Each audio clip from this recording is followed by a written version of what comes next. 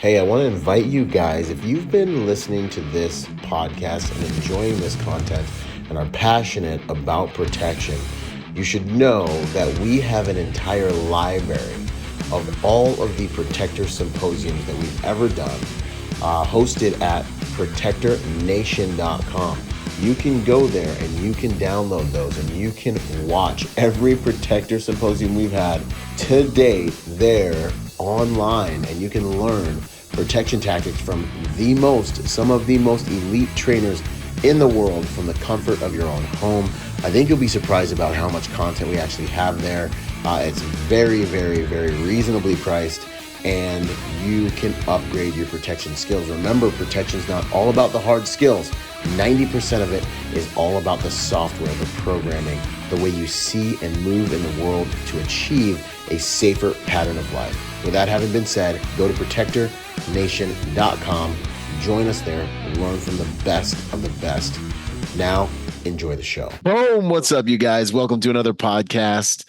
Here we are with Matt Murphy of the Sentinel Foundation, an honored guest. He's been out there doing awesome things, fighting human trafficking, educating the public on really a lot about what you guys should be focusing on right now with regards to protection, children, family, all the things that are really important to you guys and saving lives around the world. So it's an honor to have you here, Matt. How's everything going, brother?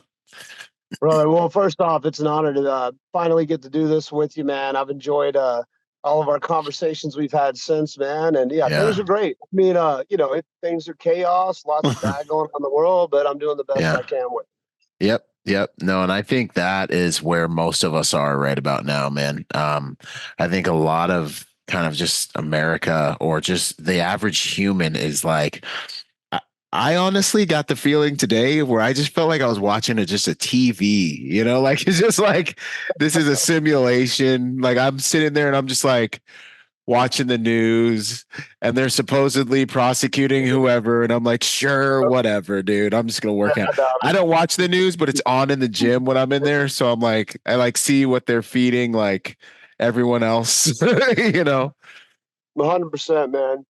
Man, we're living in this, technology controlled and manipulated dystopia, man. Like everybody's like, they remember how they used to talk about the metaverse and how crazy it was going to be. Well, we're in it. We are in it, and they are controlling it. And then, the volume's almost all the way up. Yeah, no, 100%. And then like something happens, and you're like, it's like I'm just an observer, like, oh, the ship crashed into the bridge and like, and I'm literally just sitting there thinking to myself, this is just me, like, okay, maybe. And then I'm like, and then I watch the video and the ship's like going perfectly between and then it turns and then it hits the thing. And I'm like looking for like explosions on the thing.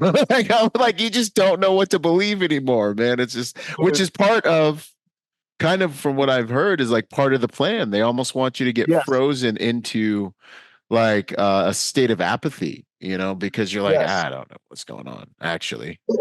Fear paralysis, man. Yeah. Fear paralysis, have you ever heard the term newspaper brain before? No. Well, if you look at back, like I'm 40 years old, right? So when I was a little kid, my dad still got the newspaper every morning, right? Some other kid in the neighborhood run by, throw it in the yard. Maybe it turned into some the van once, the newspaper got a little more money. Propaganda and stuff. But, the newspaper brain was this concept, and it's just the reality of how we are starting to be manipulated and controlled, because you would wake up every morning and all you would know about the world was what would be in that newspaper, right? So everything that was happening in your local community, in the legal system, international news, sports, investments, whatever was in that newspaper was what you believed. It was the scope of what majority of people knew about the world and their community. And then those were the only acceptable topics to walk around and talk about every day, right? Wow. Because that's all the information you had. So everybody's walking around town with the newspaper brain.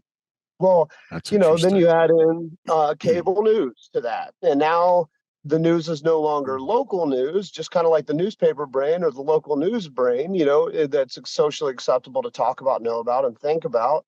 Cable news started to bring the world to you. But what it also did was it started to bring propaganda to you, because these people are, moonlighting as, newscasters, and they're really, propaganda puppets. Right. Because they figured out that propaganda and the manipulation of reality was a lot more entertaining and a lot more, valuable Right. to do. Well, and then, of course, there's puppet masters to all this, of course, and we Yeah. can go down that rabbit hole if you want. Mhm. But then next thing you know, welcome to the internet. Yeah. And, And it's you know, amplified, man.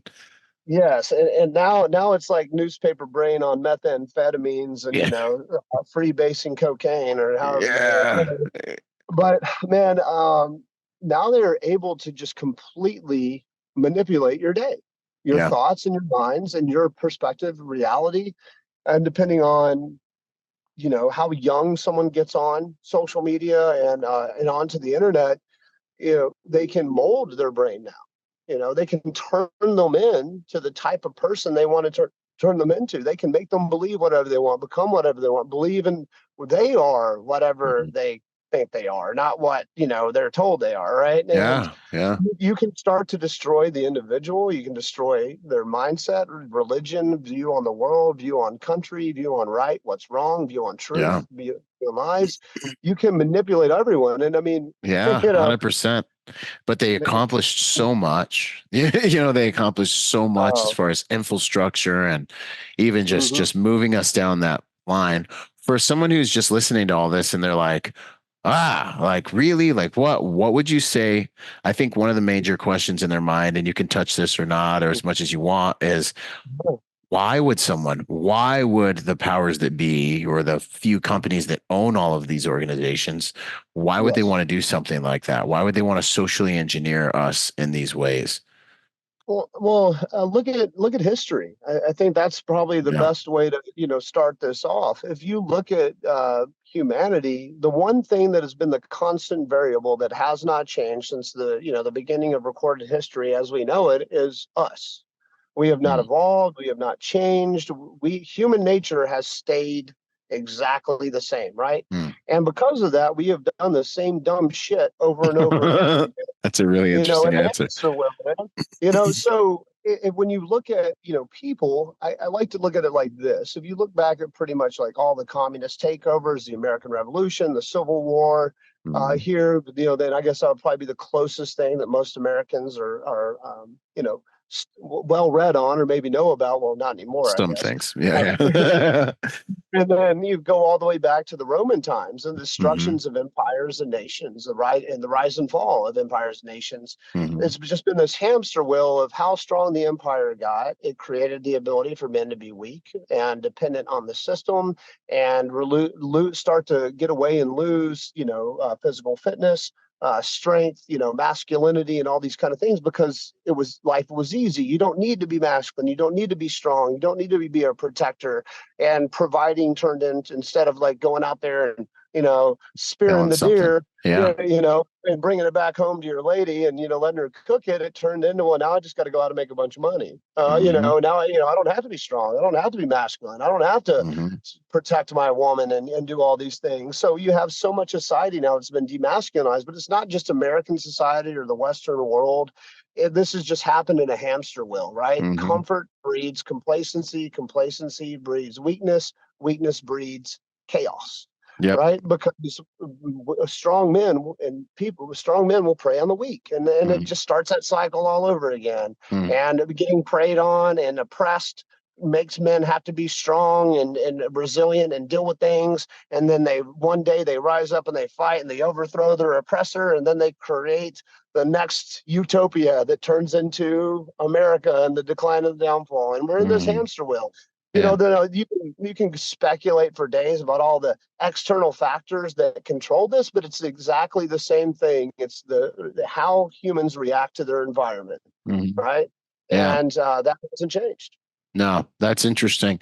And I would say too, like strong men, I think strong men are the answer and the antithesis. Like I feel like they don't want us to be strong, competent men because we're almost impossible to rule in a way that's not righteous. Like you can't rule a man who's strong and competent if you're not righteous. You know what I mean? Like they're gonna look at you and be like, nah, bro.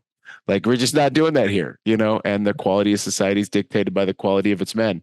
And so we have to Amen. be malleable and more feminine and passive and, all those things. And I think too, a component of it has to do with the fact that the world is made for money, not mankind. Like I even Yes. struggle with it now. God gave us a planet with everything we need and the Yes. best of everything we need. One ingredient foods keep you alive. If man made it, it's probably killing you when you eat it. You know what I mean? Like that's kind of like the whole thing. And now we have a world that's really a world system based on money. And now we spend our whole life missing the mark trying to make money rather than really enjoying this beautiful world and each other and the way God intended it. And I think like some of it's super nefarious, Yeah. like some of these chemicals and the food that's more fiscally responsible than is humanitarian, like responsible for humanity. Mhm. I think a lot of that. But even when I'm posting stuff and trying to build my brand, I know that if I post something like a dude Mhm. shot, or something, or I post something that is extremely good for people and awesome, bro, if I post someone getting shot, everybody's watching. I post something and it goes into psychology and all this. And if I post like, we found the cure for cancer, nobody cares. No one cares, bro. Oh, We just well, solved world hunger. No one cares. No likes. No, I mean, you get 5 people on it. Someone gets shot, someone's posting titties, everybody's all over it, man. You know what I mean? And I'm just like, and it's well, like, well, how do we that's a get the manipulation. eyeballs, the currency of eyeballs? Anyways, go ahead. So, no, that's a manipulation and part of the perversion of society, man. Yeah. This whole thing is really well summed up of where we're at now is Mm, because of the internet, the access mm, to people. Now, I'll backtrack a little bit though. If you look at what's happening right now and the root, right, or the root cause, I don't care what group you blame or what you call the groups and all this mm. kind of stuff. It all comes back down to just one simple thing: good and evil and people in the middle, right? At the Yep. end of the day, everything has always been and always will be about controlling people, right? And power. What Yeah. is the best way to control the people and give certain people power, right? Yep. Because these every group thinks they're right, and if we had the podium or we had the seat of power, then we would make sure all this is going to be okay, and they promise you all these things, and here we go. But I think that was traditionally through human nature. There was a dynamic where that was more people and rulers and classes and races that did this, right? And they would Mm. utilize religion to manipulate the masses, right? Yeah, To like a weaponized control people. religion. Yeah, what the weaponization of religion or the complacency of religion, right? You can go Mm. two ways with that, right? Mm. You can make people passive with religion, or you can make people, want to burn the ship down with the religion, and Yeah, it just dang depends. right. It depends which way you turn the volume nozzle, and you can Mm. manipulate and pervert religion. Mm. I consider myself a Jesus follower. I Mm-hmm. read the Bible, but I don't like to label myself as a Christian Yep. I'm because I right there with you. think a lot of the people that are Christians in society right now don't realize the trick and the wool that's been pulled over their eyes. The Yeah. church has been infiltrated, and it's full of a bunch of pussies. Yeah, let's And go. yeah, Yes. no, really, man. The way Yeah. that Christianity is preached, they take a what we call a parable or one teaching about turn the other cheek, and they went full on like that Mm-hmm. means everything, right? Like God's going to take care of it. Just pray. And Yeah. it's like, have y'all ever opened the Bible? But Have y'all ever read it? right. Like God doesn't play games, man. And It's not only does serious.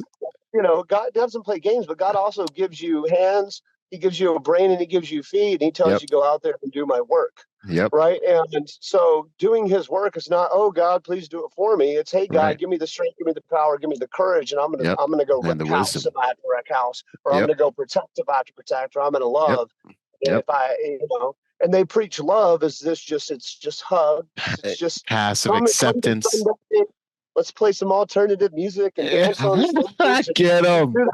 Let's do it for 1 hour a week and Yep. praise the Lord. I'll see you next Sunday. Oh You know, yeah. to show money, and then they're like, oh, and make sure you tie to this big establishment, the lights, the sound systems, this cool little outfit I have on, Hmm. and let's make this building bigger. Let's get more of you guys in here, Yeah. giving 10% to make this building bigger. But if you look at what Christianity really calls you to do, it calls Christians to get out there and do the Lord's work. Work. It doesn't Right. call Christians together to build a church. It says Christians together in spirit are the church, Yep. right? We are the church. Yeah. Wherever three or more are gathered, so am I. Yep. So, when strong men and women come together to do the Lord's work, that's where the church is, and that's the effect you have on society. And I really think the destabilization of the church, the perversion of the church, and the complacency and the misguided way the gospel is preached in America's church is really the reason that we got here. We have created generations of passive, complacent, weak Christians. Yeah. And the only way that we turn this around is for the church to do what the church should do. And that's to tell people to stop giving money to a building and give money to the Lord's work. Yeah. And more men and strong women need to be out there doing the Lord's work, taking Yep. care of the innocent, taking care of the vulnerable, taking care of the sick, taking care of Yeah. the hungry. And I guarantee you, if the church did what the church is supposed to do, we wouldn't have almost any of the dang problems we have in Yep. America right And I seen a verse the other day, which I won't look up right now, and I'll probably butcher it, but it was like the perfect gospel is feeding children and taking care of widows, and like now. that Amen. points you in a freaking direction, man. And I just to piggyback, it is so good. I got to piggyback on it, but like Yeah. God wants to get something done on the planet. The whole Bible long, he sends a man, he sends a woman. We're the body of Christ. To do Yeah. anything here, you have to have a body. He said, Yeah. let them have dominion. We were given dominion over this planet. And if we're not operating in the spirit of truth and letting that possess and drive our actions here, God's sitting up there. He's got heaven, man. Let your kingdom come and will be done on earth as it is in heaven. And this is our literal experience of ownership of the planet.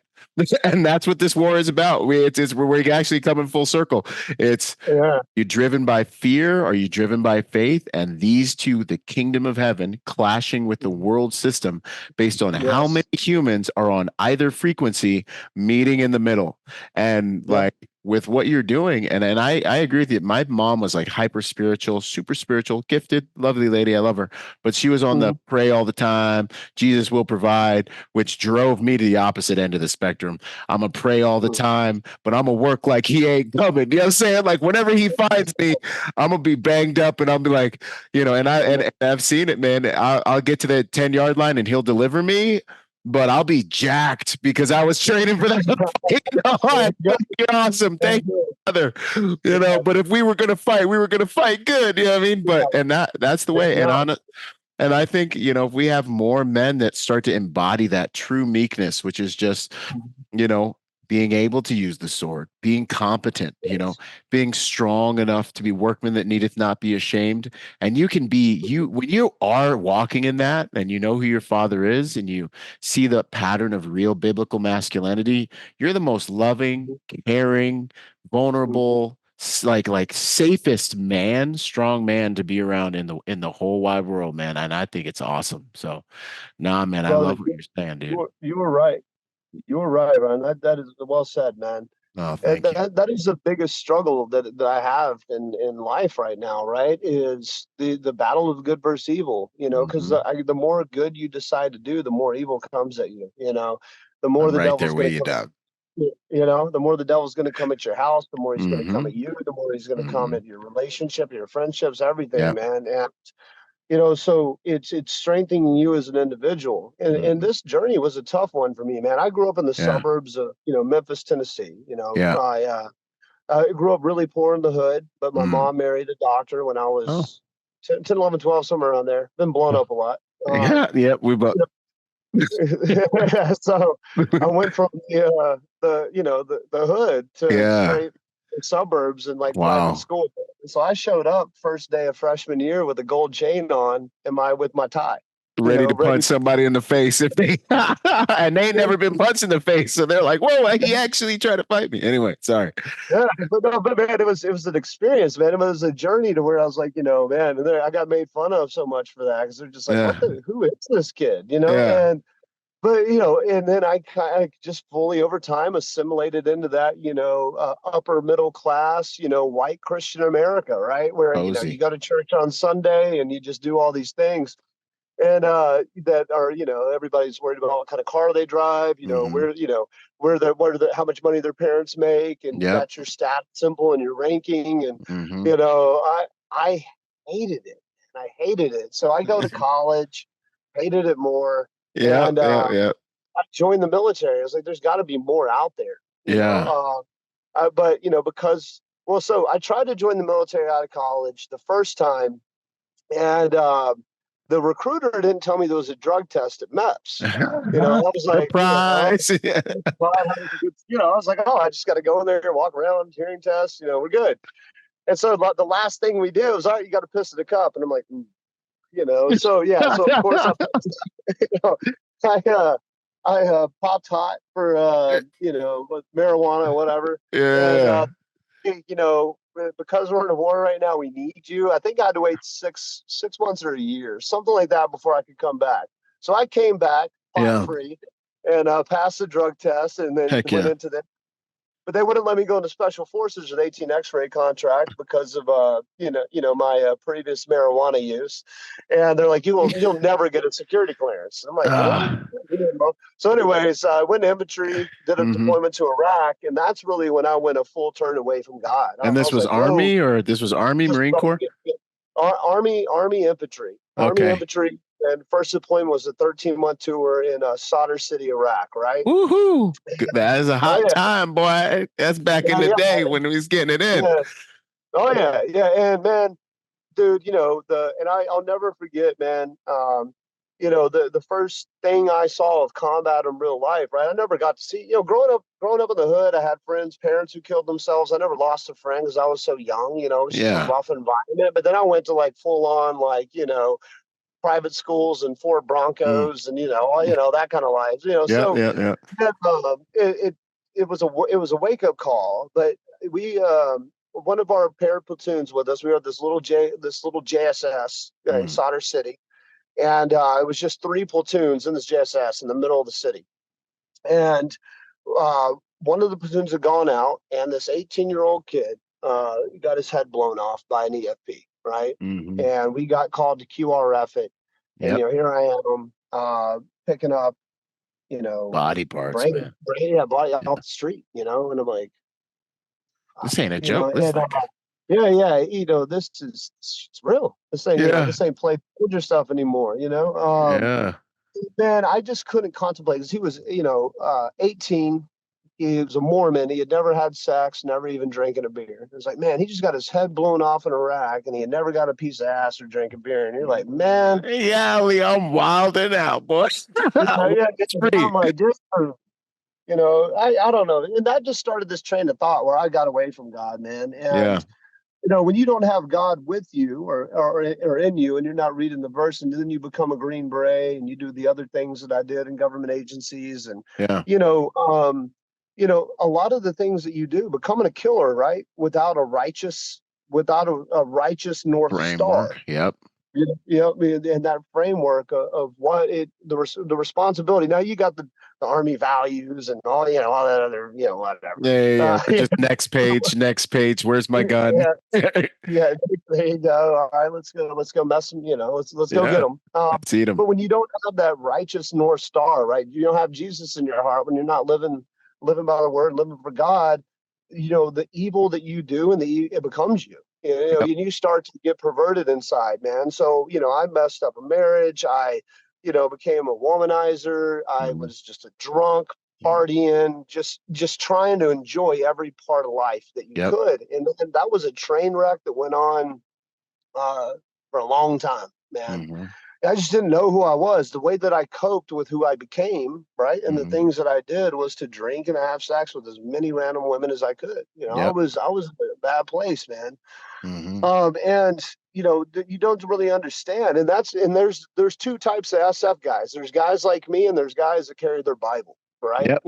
Yep. There's no in 100%. between. No, no, There there's is the no. dark black and it's interesting because I'm seeing this like almost this I don't know if it's almost like people are coming out of the closet in the 2A community. Like even shots show a lot of guys at the top of our firearms industry. Like people are just Yeah, like everyone's hoisting the flag now. You know what I mean? It's like, yeah, and I love it, man. But that's what you guys are gonna see if you guys start paying attention to the guys that are messaging out there is you're either dark black, you with everything going on, or you're like, hey, I've been slanging lead for the like I'm on the father side. And anyways, go yeah. ahead. There's a little rabbit hole. No, man, no, you're right. I'm seeing it too, man, and it's been powerful to me. Yep. But 2019, my world was flipped upside down. The Mm-hmm. first thing that I had to do, or really that I did, that really actually I let get to me, right? Everything else was put in the box, put in the box, Yeah. put in the box, drink, drink, Boom. put Yeah. in the box. Right? Mm-hmm. Well, November 5th, 2019, my sister was picked up by a guy, and 30 minutes later, her cell phone never touched the tower again. She was missing for almost 2 months, and then Christmas Eve 2019, her body was found in a river in North Mississippi. And man, that was hell, hell to go through, man. You Yeah. know. I'm Um, surprised you're not in jail. Yeah. well, we'll get there. Yeah, you're like actually. Every day I want to, Yeah. go to jail, but do the thing that would get me there. So, and Yeah. it's a story, it's a genesis, but it's why I'm on this show with you right now, and what God Yeah. did in my life, and the journey, right? Yeah. So when my sister went missing, special forces pulled me out of operations, and they made me. One of the things that I did in my life, I was sniper, JTAC, did all that other Cool shit, guy, but cool stuff. Yeah. yeah, but since I was an active JTAC, they made me a JTAC instructor for special operations guys at Fort Campbell. Like, hey man, just Just take kick a it at the seat, be with the family. schoolhouse. Yeah, yeah, yeah. Yeah, All just be right, guys, cool. what are y'all doing today? All right, see y'all later. Yeah. And I'm going home, be with family. Mm-hmm. And man, I started to learn a lot about my sister's life that I didn't know. I knew her life had gone bad. She had every opportunity in the world. She started doing drugs, and Mm-hmm. some people just stick with the pot or stick with the coke at parties. Some people start doing the pills, and it just starts a Mm-hmm. rabbit hole, right? Mm-hmm. Unfortunately, my sister started doing the stuff that started the rabbit hole. Mm-hmm. And the worse the drugs get, the worse the people get, man. Yep. So That's true. it's just she was doing pills and stealing pills, and then when you can't steal any more pills, now it's prescription fraud, and then once you can't prescription fraud anymore because now you got felony charges, now it's like, well, what do we, next thing you know, it's heroin and fentanyl, man. And that was her journey, and during that journey, so many American families have had to suffer with this. So for anyone listening, I pray for you. Yeah. It's hell for a family to go through. And She it's had a a kid. slippery slope, man. Like I had one of my best buddies in the Marine Corps, never touched anything. I was like the bad, mischievous one that came from like public school. He was like the Yeah, straight edge good one that was in private school the whole time and yeah, got blown up in Iraq, got put on the drip. We were supposed to go in buddy system, and then he lost a good at least 5 years to trying to freaking get out of that hole of all the like the painkillers and everything they put him on, and there was just yep. and he was just such a good dude. It wasn't because he was a bad dude. He wasn't prepared to deal with what those drugs were going to do to him psychologically. And then once they got him on that, they never did anything to help him deal with that. And so next 5 years, he's like hitting us up, trying to get stuff and breaking arms and, again and again and again. And dude, it was gnarly. He's good now. He's actually, he's cleaned himself up and now he's like a professional protector. He's actually in law enforcement now, but that's Oh it. wow, Ultra that's rear so view. good to hear. Yeah, That's man. so good to Like hear, man. solid now. So many people don't make it out of that, man. So God bless him, and I'm glad he Yeah. was able to, wrangle that demon, man. Yeah, man. But I say that to say you're right. Yeah, So many good people are dealing with that hole, and It's our society sucking you in. It's acquaintances sucking you in. Like people getting introduced Mhm. to things at house parties at like 14, 12. Yeah. Like it's gnarly. But anyways, Well, dude, the military too. A lot of these guys they just throw drugs at them. I mean, the yep. psychoactive drugs they give people to deal with anxiety, depression, all this Mhm. PTSD, they create more issues than they solve Yeah. almost every single time. And a lot of times they'll permanently alter the neural pathways of the brain and the thought process. And next thing Yep. you know, direct into soldier suicide. What we've seen, and the data backs what I'm about to say up, it's the drugs aren't alone aren't what it's causing the suicide. Now they create a lot of issues, but anytime people commit suicide, it's when they do a dosage change or a drug change.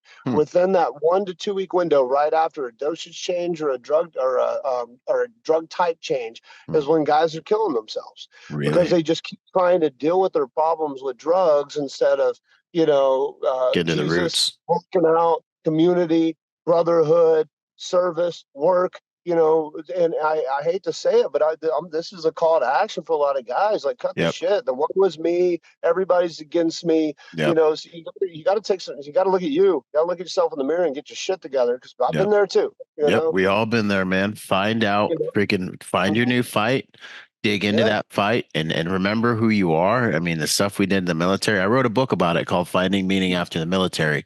And it's all Hmm. about this, man. Find your new fight, fight off the atrophy of identity, who you've become since you got out, and get back into it and lean into it. And you're 100% right. Working out, like everything we have gotten that is of value was free, man. Like Yeah. you can produce all the drugs, get in the mother freaking gym, get on Yes. mission. You know what I'm saying? And I remember during my exit interviews from the Marine Corps, and they're like, "You've been blown up 5 times. You've been on this many missions, and they're like, Mhm. "Do you have PTSD?" And I'm like, "Nah, I'm good." And they're like, "Are you sure? Are you like that meme? Are you sure? Are you?" And I'm like, "Guys, like I'm fine." And I've seen people look at me and be like, "How are you so okay? Like, how are you so based on your story? How are you so okay?" And I'm here to tell you guys listening, it ain't because I'm so cool, man. It's because I literally have had the Heavenly Father guiding me through all of it, Amen. even to the point where I'm like, pull the trigger, don't pull the trigger. Execute this dude because he just blew me up and blew up my freaking brothers and almost killed us, or don't execute him. Like we've had these and he's guided me through these situations and helped me deal with the things that I have done. And he's still like, I know I'm not at war anymore, but this civilian life Hmm. kills more of us than the dang war did. As far as I'm Yep. concerned, I'm still at war and I need the Holy Spirit. I'm at war right now, bro. Like I'm in the middle of the fight of my life right now. You know what I'm saying? Like I need Yes. the Lord, no matter how cool you think I am. And like I just it to the thought of you guys doing life without this is just Hmm. like I don't even know how you do it, to be completely honest with you. So uh We're built to worship, man. yeah. We were created by God, in His image, to worship and live for Him. Mm, And when you don't have God to worship, you're going to start worshiping all the things that don't matter, man. You're going to be yeah. worshiping money, sex, Women. Yeah. drugs, alcohol, and nowadays yourself. A lot of Yeah. people are out there worshiping themselves, like, look at me, look at me, look I at need to me. find myself and yeah, all this Yeah, dude. no, it's worship the Lord and do for others, protect and provide for your family, and just live on path, live on mission, man. And whatever that calling, whatever that mission may be, and unfortunately, like drugs, start to distract and detract from that mission. They start to control and consume our lives. We start to worship a drug, and for yeah, again, for my sister, man, once the drugs take hold of your life and ruin everything, by at some point there's nothing left, right, that you have to offer to Mm, take care of yourself. So what we've heard from friends and people in this drug world, she would sell herself, to get drugs, like, but the guy had the drugs would be the one doing it, of course, mhm, and that was her way to pay for it, was herself. That's all she had left. And that was tough to sit with as an older brother, right? And, being in mhm, the military, running around the world, a lot was hid and a lot was kept from me, man. mhm, um so we honestly do not know what happened to her after her disappearance. What we do know is that the decomposition of her body does not match the 2 months, almost 2 months that she was gone. okay. And so we know there was a time, could 2, 3 weeks that she was probably alive, and we just don't know what happened, right? No one will come forward because how powerful this connected this drug ring is. So there were multiple times I got the boys together and we were going to go kill every one of these fucking dudes. Mm-hmm. I still want to every day. Mm-hmm. Things keep getting weirder. Maybe I will, but Mm-hmm. Right, uh, right. you We'll wait till know, after this stuff hits the fan and no one's paying attention. Yeah, no one's paying attention. They're as good as dead. yeah, Um, right. and I'll be 100% honest about that. When Yeah, yeah, yeah, I got nothing else to live for, neither did they. But anyways, yeah.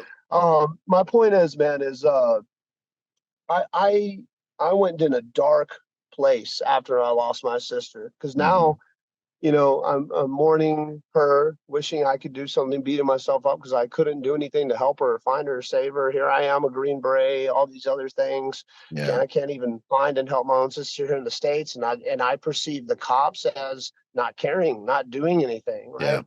I didn't really realize what the cops are up against here in the States to even investigate. I've got trillions of dollars worth of technology and a machine behind me to kill a terrorist who, wearing a paper bag and digging a hole. But when it comes to protecting my own sister here in the States, the criminals have more rights than she does. right. And the law enforcement has their hands tied behind their back more than they do. Yep, And then you're like, and not to go on a tangent on this, but we're seeing it all over the country right now. yep. So, man, I was, you name it, I was putting it in my body, and I was in a dark place, Mm-hmm. suicidal, a couple nights staring at a Glock, just, Mm-hmm. because not only was I processing my sister, but now all the other things that I had done, the evil that I had become, and the things that I allowed myself to do, or was told to do, right? Mm-hmm. It, yeah, I couldn't sit with it. I couldn't Yep, process it. yep. So summer 2020, I just prayed one night. Mm-hmm. I didn't even really know what I was doing.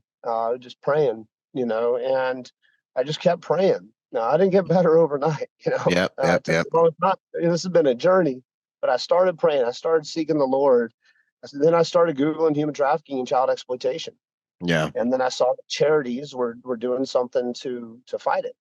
And man, that was been a life changer for me. And it's what's gotten me here right now. I Googled how to start a charity, and I started a charity called Operation Lightshine.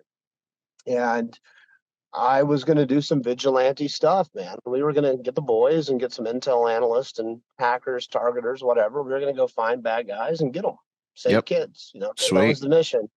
I don't really think it's much Little, other a than little that. extra spicy, but righteous, you know. It was a little too spicy, Yeah, yeah, but oh, hey, I'm not going to murdering dudes. They yeah. deserve, like the people who did that stuff to my sister. I know who Mm-hmm. they are, and Mm-hmm. so I I decided not to do anything to them because my mom stopped me and basically said, "Hey, look, you got 2 daughters." At this time, I had two daughters. So they got 2 daughters. You go and do that to avenge your sister who's no longer here.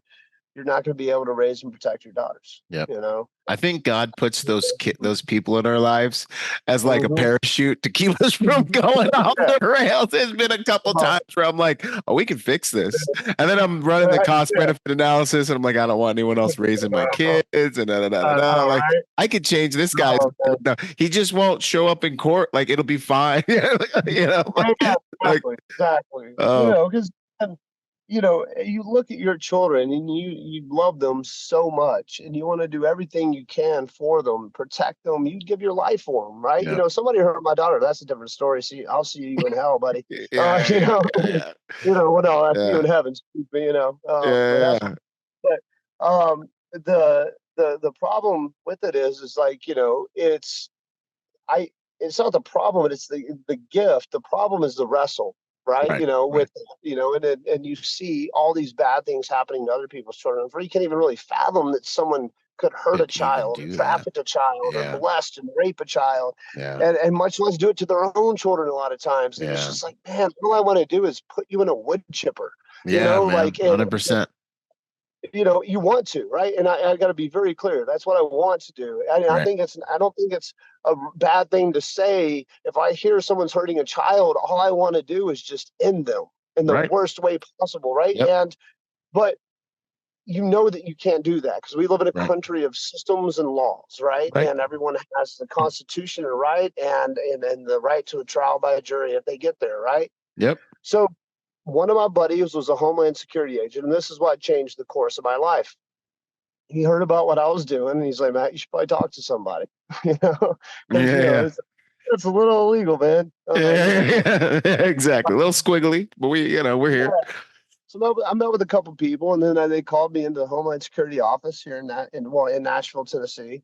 And man, there was a lot of people there. They had it was like the Last Supper style boardroom table, and full of agents, Hmm. waiting on me. And I'm like, oh, I was like, I hadn't done Like, am anything I in like trouble? this. Did I go too far?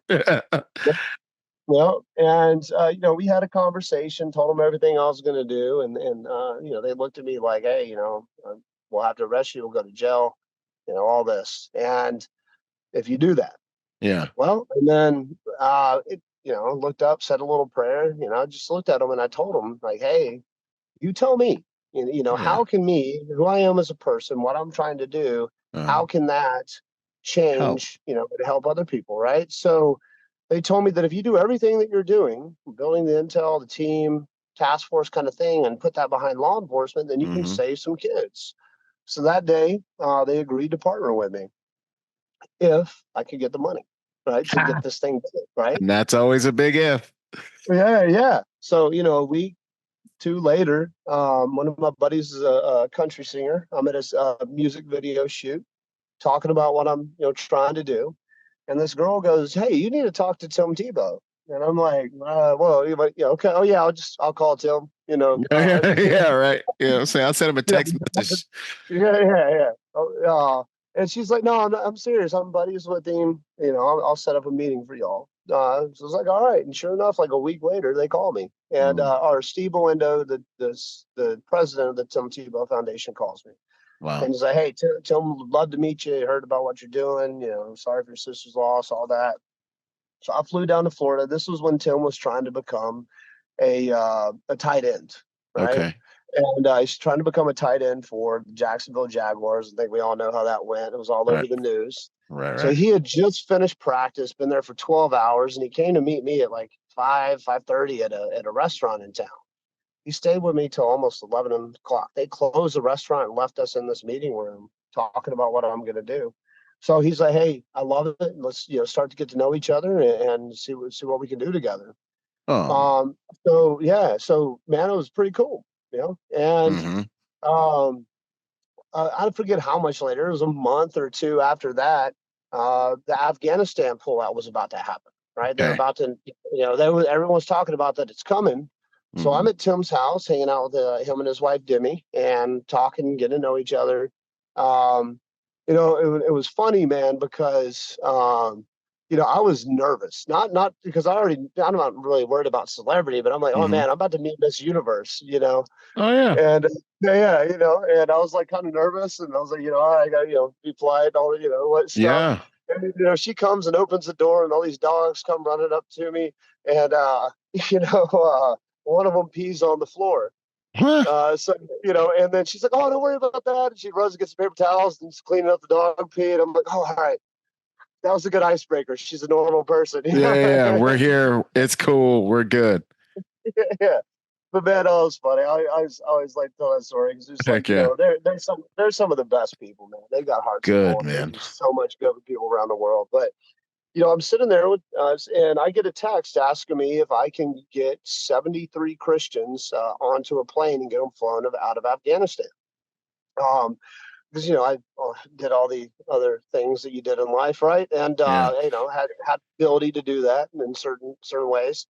So right after a few minutes, 5 minutes after I get this text, and I'm like, hey, I got to take this call out real quick. Tim gets a call from Glenn Devitt, the founder of the foundation that I now work at. I'm the president of, asking him to see if he can raise some funds to help. And the next thing you know, man, we're at a military base down in Florida, a little like private military one, one probably most people probably don't know about, Hmm. planning Afghanistan Exfil for evacuation these guys. operations. Heck yeah. Yeah, so we sent the boys in, and we started. running people out of the country to the south and mechanisms in different ways, and running people to Pakistan, rescuing Americans from Tajikistan. Yep. Had this whole operation going on for months, rescuing Americans, interpreters, people who were at risk and being hunted by the Taliban. Wild time, brother. Yeah. Wild time. But the success that we had during that and the camaraderie that was built between, myself and the Sentinel Foundation and then the Tebow Foundation, we all developed this trust for each other. So next thing you know, I get a $500,000 check to launch this task force. Let's go. And I was like, all right, let's go, man. So dude, fast forward the story. Light Shine's still growing. There's task forces in 3 or 4 states. Heck But yeah. when something becomes big and bureaucratic, I guess you could say, it's really easy for there to be disagreements in different ways that people see the way forward. Getting the mission done, getting the mission done. So I decided to resign as CEO of that organization last summer and come over to Sentinel and be the president and get back within the environment that I thrive in, right? Which is the special operations flavor in the intel world. So I'm doing task forces here in the United States. We're about to hopefully in the next month or two launch our Florida task force, get a North Carolina task force going. I'm in talks with like 7 other states right now to do the same thing. Want to get a couple done first and then roll. So you guys are operational in the U.S. Yeah, we already assist law enforcement here in the U.S. with intel analysts and do things to make sure they're all right. But majority right now of our operations is international. So Sentinel was started by Glenn Devitt and Jameson Gavani, or however the heck you say it. I can never say his name right. I'm Southern. Time boy, but Giovanni. They started it to save kids. Giovanni, yeah, there you go. Save kids and fight human trafficking internationally. Glenn had a history, the Sound of Freedom movie. Glenn was part of some of those operations with Tim Ballard doing the intel work. Glenn's one of the best hackers in the country and awesome intel analyst, and has done a lot of crazy things in the military and saved kids. So they started Sentinel, and no one up until probably about a year ago ever heard of Sentinel because it was privately funded by some wealthy families and Tim Tebow Foundation, right? And heck yeah. They would just go out there and do the Lord's work, rescue kids, not posting shit on Instagram. Nobody's trying to be no fits. Nobody's trying to be Tim Ballard and all this crap. Be a face or be a figure. No one's trying to make those look cool. And because the whole thing about Sentinel, we're big on this, is the deed, not the glory, right? This isn't about us. It's about the kids. It's about the mission. It's about the people that need help. It ain't about us. We're just a bunch of assholes that used to be in the military, Heck yeah. Don't make it about the man. If it's about the man, it'll always fall. 100%, because men always fall. We all make mistakes. We all have seasons, right? God, I made more mistakes than you could ever imagine. And I'm sure you could, we've all. And that's one of the luxuries of being a Christ follower is you can constantly be like, don't look at me. Don't you look at me. I'm just an instrument. I got it right this time, and I'm just trying not to mess it up. And the good Lord's keeping me hopefully keep me that way. 100%, man. Forgiveness, grace, and love. Yeah, right? Man, I love it. That's what God gave us, man. And some people don't, it's up to God. God gives forgiveness, right? We got to forgive. We got to find it in our heart. I'm working on forgiving the guys that did that to my sister. There's other ways I can forgive them quicker. But, right. Right. There's also love. Love is not always hugs, man. And love can be protecting somebody. Love can be violence. Sometimes love has to be violent, right? That's a perversion on it. But anyways, man, I want to go on a tangent, but the big thing with Sentinel, man, is we are comprised of a lot of guys from the unit or Delta Force, whatever you call it, a lot of Green Berets, a lot of intel analysts. We got considered the best hacker in the world on the team, Ryan Montgomery. Nice. We are working on some insane technology that I believe will change this fight right now. Heck yeah, let's go. Man. I mean, the mission of Sentinel is pretty much to create the Avengers, get the best and the brightest at what they do together, and then scale an operation, a mission to save children, because we don't have time to fuck around. Yeah. There's so many hundreds of thousands of children, if not millions of children, being trafficked just in the U.S. alone because Right of now. all of the immigration and everything else. There are Yep. millions of children being sexually exploited every Yep. single day Right online now. in some phase of the grooming process. Yep. It's time to go to war for our kids, not just sit Mm. around and not care. Right. So I'm trying to do, in the States, I am working with a lot of amazing people in government and law enforcement right now. There's a lot of Okay. great governors and attorney generals and Okay. sheriffs and people all over this country that are working with us and trying to help us get these task forces set up and utilize this technology to support all law enforcement, not just the Good. small task forces that I used to build. So we want to support the whole state. I want to give the state the same level of technology capability and same level of resources through our foundation, partnered with other, people at the tip of the spear of what they do, not people that are okay at what they do, the best Yeah. at what they fucking do, Yeah. to save kids. That's the environment, and that's what we're creating at Sentinel, man. So I we love are it, on man.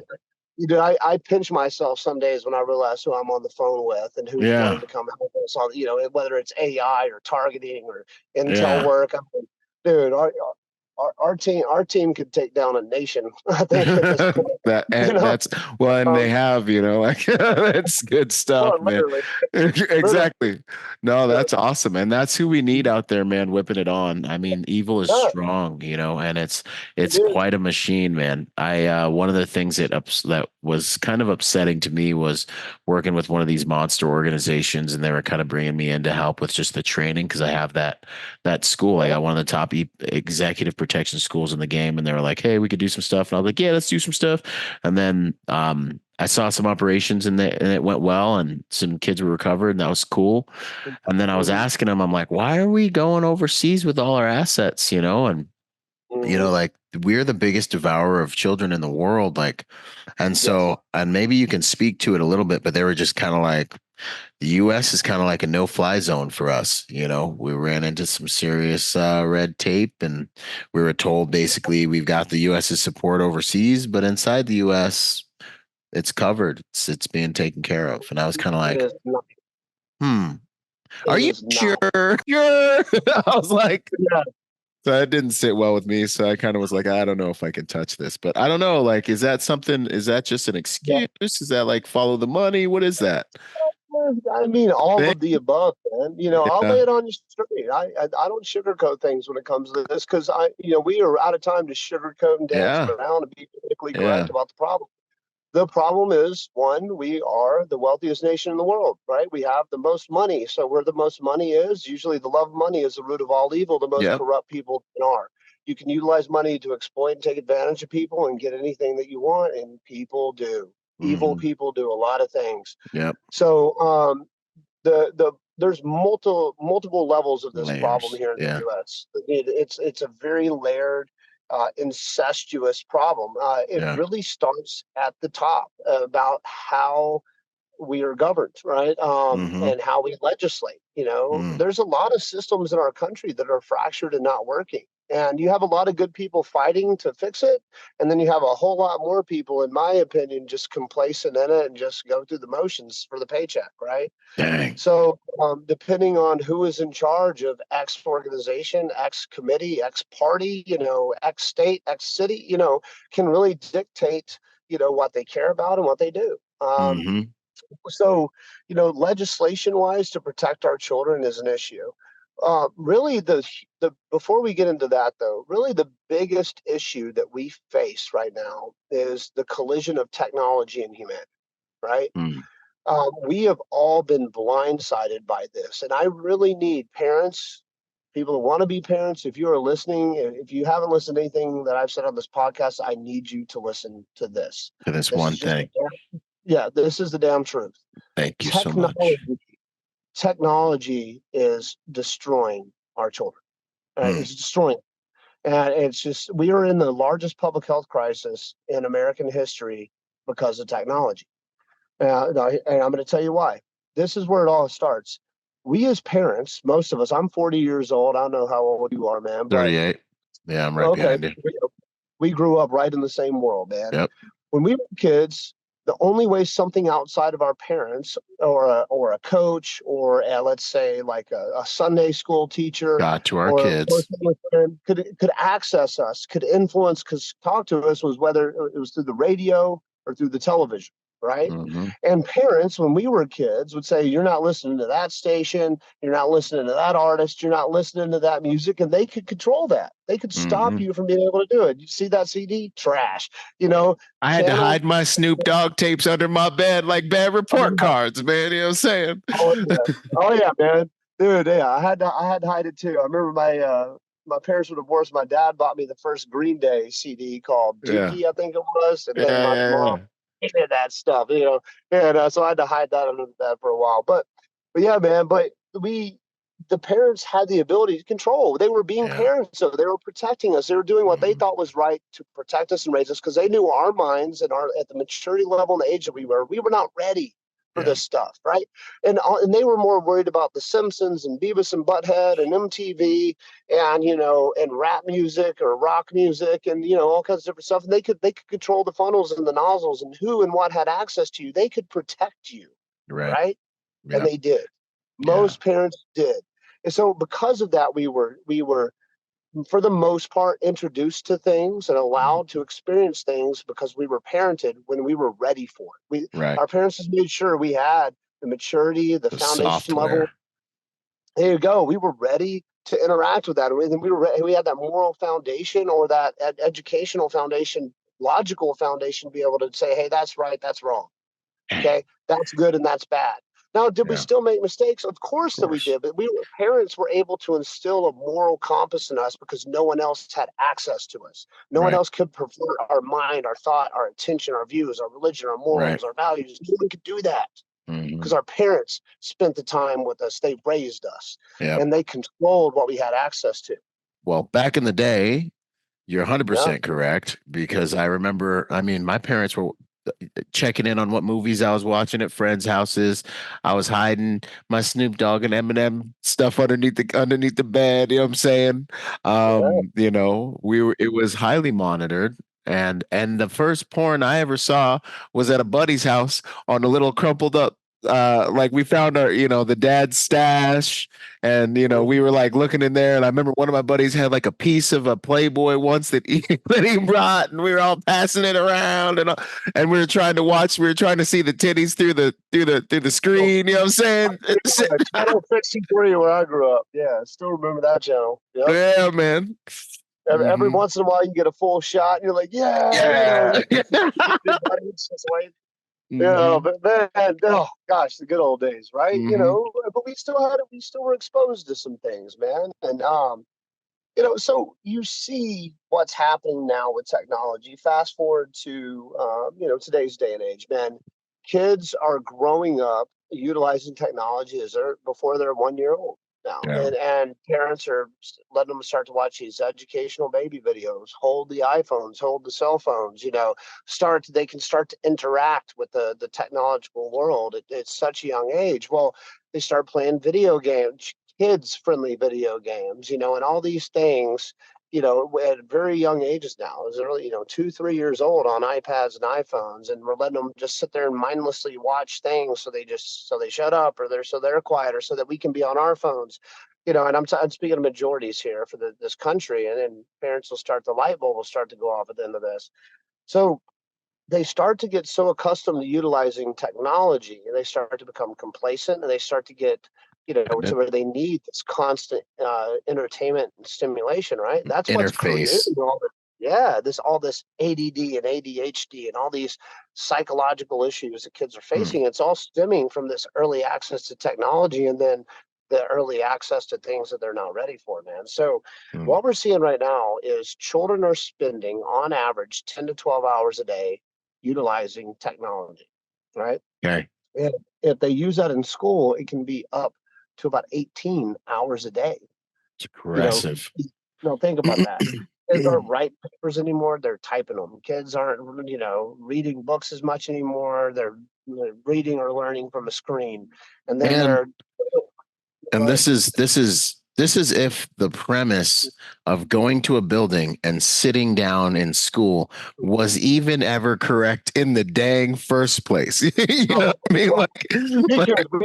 Yeah, yeah. So you're 100% right, man. I mean, the school environment, the way that we do it in America, is setting kids up for failure. Also, Right. Japan, which has some of the most successful, not just children but people in the world, Mm, they do not do the education system anywhere like we do. I don't think kids get mm. even grades or marks until they're, in like what we would consider fourth, fifth, sixth grade. Up Wow. until then, it's about more important things. It's about learning how to be polite, be respectful, morals, values, how to Wow. clean. They didn't have janitors at Japanese schools. The kids clean the schools, you Let's know? go. Yeah, yeah. And they learn useful, important, milestone, skills in Mm, childhood and this work ethic and this community environment. And they learn to, uh, how to be competitive and also how to get all the things out of you when you're a little kid. They have mm. exercise sessions in between lessons and all these different things that keep kids healthy, keep them stimulated. They feed them Wow. healthy food. They don't feed them the processed hormonal garbage that we're giving to our children. Now there's Population bugs. control food. I mean, they shut up Tyson Chicken signed a contract with a bug protein company. Here we Instead go. of yeah, dude, it's the world's going crazy, man. But so our whole school system, yes, you're right, is messed up. But the technology access and then the way technology is utilized. So, for instance, uh, China, TikTok, Yep. 45 minutes a day, education, science, and engineering. That's it that you have access to as a child. Education, science, and engineering. I'm And sorry, it's math, limited to 45 minutes a day. Like your 45 app minutes. shuts off. Like you got your TikTok in Yeah, today, bro. yeah, it does. I hate it and love it at the same time. Yeah, I'm yeah, finna do yeah. this to my kids. I know you got to, man. But the problem is in America, it's not engineering, science, mathematics, no Yeah. education stuff whatsoever. It's boobies, it's craziness, it's funny videos, it's pranks, it's sex, it's violence, it's inundation of just all the things in society that not are good for our children that catch the algorithm and are the most popular and the most viewed. And usually the most popular, most viewed stuff is the most vulgar, the most graphic, the most Flesh. sexual, the most beautiful, the most, Yeah. the things that everybody's like, oh, it's Yeah. not like, well, hey, so let's solve this math problem or check out this Right. invention. That's not the stuff that's going viral and that the Yeah. algorithm's picking up.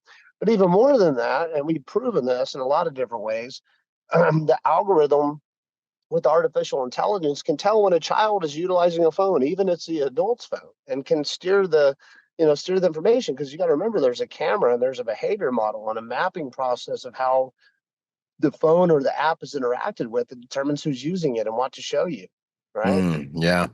Not just the person that the account's created for, right? So you can start to mess up the algorithms on people's accounts. So anyways, man, we're starting to see children get their whole course of life messed up. Yeah. And here's why I believe why, man. There were two people that I ran into in my journey. Well, I'll try to be as vague about this. Right. And they said that the manipulation of a person's sexuality and identity Mm. is the manipulation of the person for the rest of their life. But you have to start manipulating that in childhood. And they said the reason that is because your sexuality and your identity are the key factors in the foundation for everything that you become in life. Think about that. So if your Identity, sexuality, yeah, but sexuality? well, yeah, here's why. Send it. This is how he explained it. Sexuality is the subconscious behind almost every decision you make because who I your mean, if you're a identity. dude, for Yeah, sure, you know. well, Yeah, yeah, women too, but in a different yeah, way. No, yeah. I'm not talking about the act of wanting to have sex, but the Uh-huh. sexual aura, the sexual, biological part of who you are Mm, is literally the foundation of who you are as a person. So here's what I mm. mean by that. Because we are all here to procreate. Right. We are all here to spread on the human race. Yeah. So everything that we do, but what's the first thing every little girls want to be? Pretty. Yeah. They want to be Pretty. pretty. What's the first thing little boys want to do? Break stuff, Be a right? warrior. Yeah, warrior. That's a natural thing. Now society gets them and starts to pervert that, and it starts to change what pretty is and what admired and getting attention is, and it starts to pervert what that aggression, that fight, that energy, that break stuff, that compete is. Yeah. So all of that is a sexual basis, because you're going to learn how to be strong, how to protect and to provide, so that you one day can find your mate, win your Mm-hmm. mate, procreate with your mate, protect and provide for your mate and your children, and then the generation carries on. Right. Mm-hmm. So the subconscious thing about who we are and our sexuality is the literally the foundation of who you are as a person, and influences every decision you make in life. So what they found is, and they found this through some studies, some dark, some non less legitimate studies that were done Mm-hmm. throughout time, I guess, and warfare and everything else. So they found that the earlier you can manipulate the identity and the sexuality of a child, and the more you can send their sexuality and their identity off course, the more control you can have over that person, because they are so out of control. Mm-hmm. Because now, once you set their identity and their sexuality, of course, this person will never really recover from this. Because here's where it goes.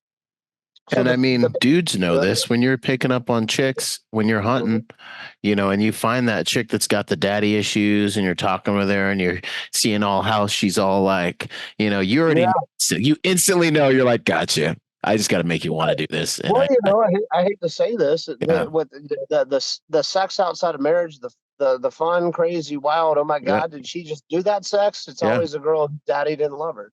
yep. And I'm I mean, sorry to say that, but and she's finding that love in men by being that crazy sexual being. yep. You Trying to know, get that from, Yeah, because that subconscious need for that father, that protector, that provider, yep, now is a misplaced energy, bro. I'm telling yep, you, this gets deep, this gets dark, and it gets yeah, complicated. And there's yeah, just certain rabbit holes in this I won't go, but this is yeah. really where parents need to understand, is that because of this, women, they found the one thing Hmm. that women need to develop as a healthy sexual being is Hmm. healthy attention.